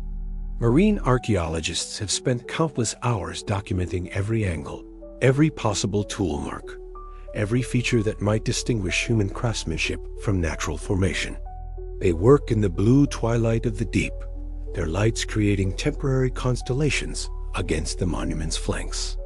Some see in these stones the handiwork of an ancient civilization, a people who built with such precision that their work endures long after their names have been forgotten. Others observe the same features and recognize the patient artistry of geological forces, water and time collaborating across millennia to create something that merely appears designed. The debate itself has become part of the monument's legend. In the absence of definitive proof, the structure has transformed into something larger than stone and sediment. It has become a vessel for our deepest questions about human origins, about the civilizations that might have risen and fallen before recorded history began. The monument sits at the intersection of science and speculation, archaeology and imagination, challenging us to consider what else might lie hidden beneath the world's oceans. Even those who argue most persuasively for the monument's natural origins acknowledge its power as a symbol. There is something about its geometric precision, its step terraces and apparent pathways, that speaks to an innate human desire to find order in chaos, design in randomness. Perhaps this impulse itself is evidence of our ancient relationship with the sea, a recognition that water has always been both destroyer and preserver, hiding our past while holding it safe for future discovery. The ocean covers more than 70% of our planet's surface, yet we have explored less of its depth than we have of the moon's far side. Beneath those waves lie mountain ranges and valleys, plains and canyons that dwarf anything visible on dry land. And scattered throughout that hidden landscape are the remnants of coastlines where humans once lived, worked and built their dreams before the ice melted and the seas rose to claim them. Whether the Yonaguni Monument is the work of human hands or natural forces, it serves as a reminder of how much we still don't know about our own history. It stands as a stone question mark in the depths, challenging archaeologists and geologists to refine their understanding, pushing the boundaries between the possible and the proven. In its silent presence, we glimpse the vast library of secrets that water keeps, the countless stories waiting to be discovered in the blue archives of the deep. The implications ripple outward like waves from a dropped stone. If the Yonaguni Monument is indeed the work of human hands, if those precise angles and deliberate terraces represent the architectural vision of an ancient people, then everything we thought we knew about the timeline of human civilization requires dramatic revision. The monument's position 25 meters below current sea level suggests it was built when the ocean was much lower, during the last ice age, when vast amounts of water were locked in continental glaciers. This places any human construction at Yonaguni at least 10,000 years ago, possibly much earlier. Such a date pushes organized, sophisticated building projects back into a period when mainstream archaeology tells us humans were still primarily hunter-gatherers, still thousands of years away from developing the complex societies we associate with monumental architecture. If true, Yonaguni wouldn't just be an archaeological discovery, it would be a complete paradigm shift. Picture what this would mean for our understanding of human development. The monument's construction would require not just individual skill, but organized labor, specialized knowledge, and the social structures necessary to coordinate such an undertaking. Someone would have had to envision the design, someone else would have had to understand stoneworking techniques, and many others would have had to contribute their labor to make the vision reality. This suggests a level of social organization that predates anything in the current archaeological record by millennia. The monument's sophisticated terracing system, if artificial, implies knowledge of engineering principles that we don't associate with Ice Age populations. The builders would have understood drainage, structural stability, and possibly even the astronomical alignments that some researchers claim to detect in the monument's orientation. They would have possessed tools capable of shaping stone with remarkable precision, leaving surfaces so flat and angles, so exact that they challenge the capabilities we attribute to their era. But the implications extend far beyond technical capability. If humans were building monuments like Yonaguni 12,000 years ago, where are the other examples? Such sophisticated construction techniques don't emerge in isolation. They develop gradually, refined through generations of experimentation and accumulated knowledge. There should be simpler predecessors, practice sites where earlier builders learned their craft. There should be settlements, tool-making sites, evidence of the complex society that would have supported such ambitious projects. The absence of such supporting evidence creates one of the most intriguing aspects of the Yonaguni puzzle. If the monument is artificial, it represents either an incredibly isolated achievement or the lone survivor of a much larger archaeological record that has been lost to rising seas and the passage of time. The continental shelves that were exposed during the Ice Age now lie beneath hundreds of feet of water, their secrets locked away in depths that have only recently become accessible to archaeological investigation. This possibility opens an entirely new chapter in human history, the lost civilizations of the continental shelf. If sea levels were indeed much lower during the monument's construction, then vast areas of what is now ocean floor were once dry land, potentially home to sophisticated cultures that we've never imagined. The monument might be just the tip of an archaeological iceberg, the highest point of a much larger complex that stretches away into the deeper waters offshore. Consider the global implications. Sea levels rose dramatically as the last ice age ended, flooding coastal areas around the world. If humans had developed advanced building techniques by this time, Similar monuments might lie submerged off every continent. The Mediterranean, the Persian Gulf, the coastal shelves of the Americas all could harbor the remnants of pre-flood civilizations whose existence would revolutionize our understanding of human achievement. A monument also raises profound questions about knowledge transmission. If such sophisticated building techniques existed 12,000 years ago, how was that knowledge preserved or lost? Did catastrophic flooding destroy not just the physical structures, but also the cultural memory of how to build them? Is it possible that some of humanity's most ancient mythologies, stories of great floods, lost golden ages, and submerged cities, preserve actual historical memories of these vanished civilizations? The dating also intersects intriguingly with global mythology. Flood narratives appear in cultures around the world, from the biblical account of Noah to the Mesopotamian epic of Gilgamesh, from Hindu Puranas to Native American traditions. If advanced coastal civilizations were indeed submerged at the end of the Ice Age, these stories might represent humanity as collective memory of a real catastrophe that swept away an earlier chapter of human achievement. Yet the monument's isolation remains its greatest mystery. If it represents the architectural capability of its builders, where are their cities, their roads, their ports? If they possessed the organizational skills to construct such a monument, they must have left other traces of their presence. The fact that Yonaguni stands alone in the archaeological record either argues against its artificial origin or suggests that we've barely begun to explore the full extent of what lies hidden beneath the waves. The dive boat rocks gently on the surface, while far below, the Yonaguni Monument continues its eternal meditation in the blue depths. Shafts of sunlight penetrate the water in golden columns, illuminating the structure's enigmatic features before dissolving into the darker mysteries of the deep. Here, suspended between the world of air and the realm of water, between the known and the unknowable, the monument keeps its secrets with the patience of stone and the persistence of the sea itself. 25 meters down, bathed in that otherworldly blue light that photographers struggle to capture and poets strain to describe, the stepped terraces seem to pulse with quiet significance.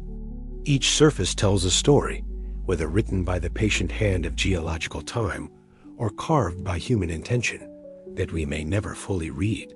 The monument has become more than stone, more than archaeological specimen. It has become a mirror reflecting our deepest questions about who we are and where we came from.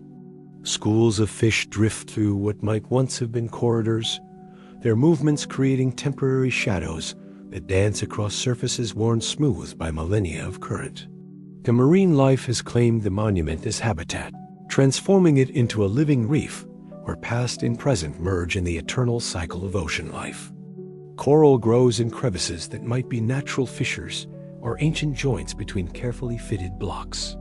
Anemones wave like flags in the gentle current, marking territories on terraces that might have once known the footsteps of a vanished people. The silence down here is profound, broken only by the quiet symphony of bubbles rising from a diver's regulator, and the distant sound of the sea moving against itself in endless circulation. In this silence, imagination fills the spaces between certainty and doubt. The monument becomes whatever we need it to be, proof of lost civilizations for those who seek evidence of ancient wisdom, a masterwork of natural sculpture for those who find beauty in the patient artistry of geological time.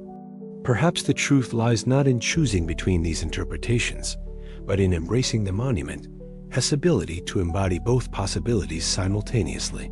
Whether carved by Ice Age architects or shaped by the slow dance of tectonic forces, the structure challenges us to expand our conception of what is possible.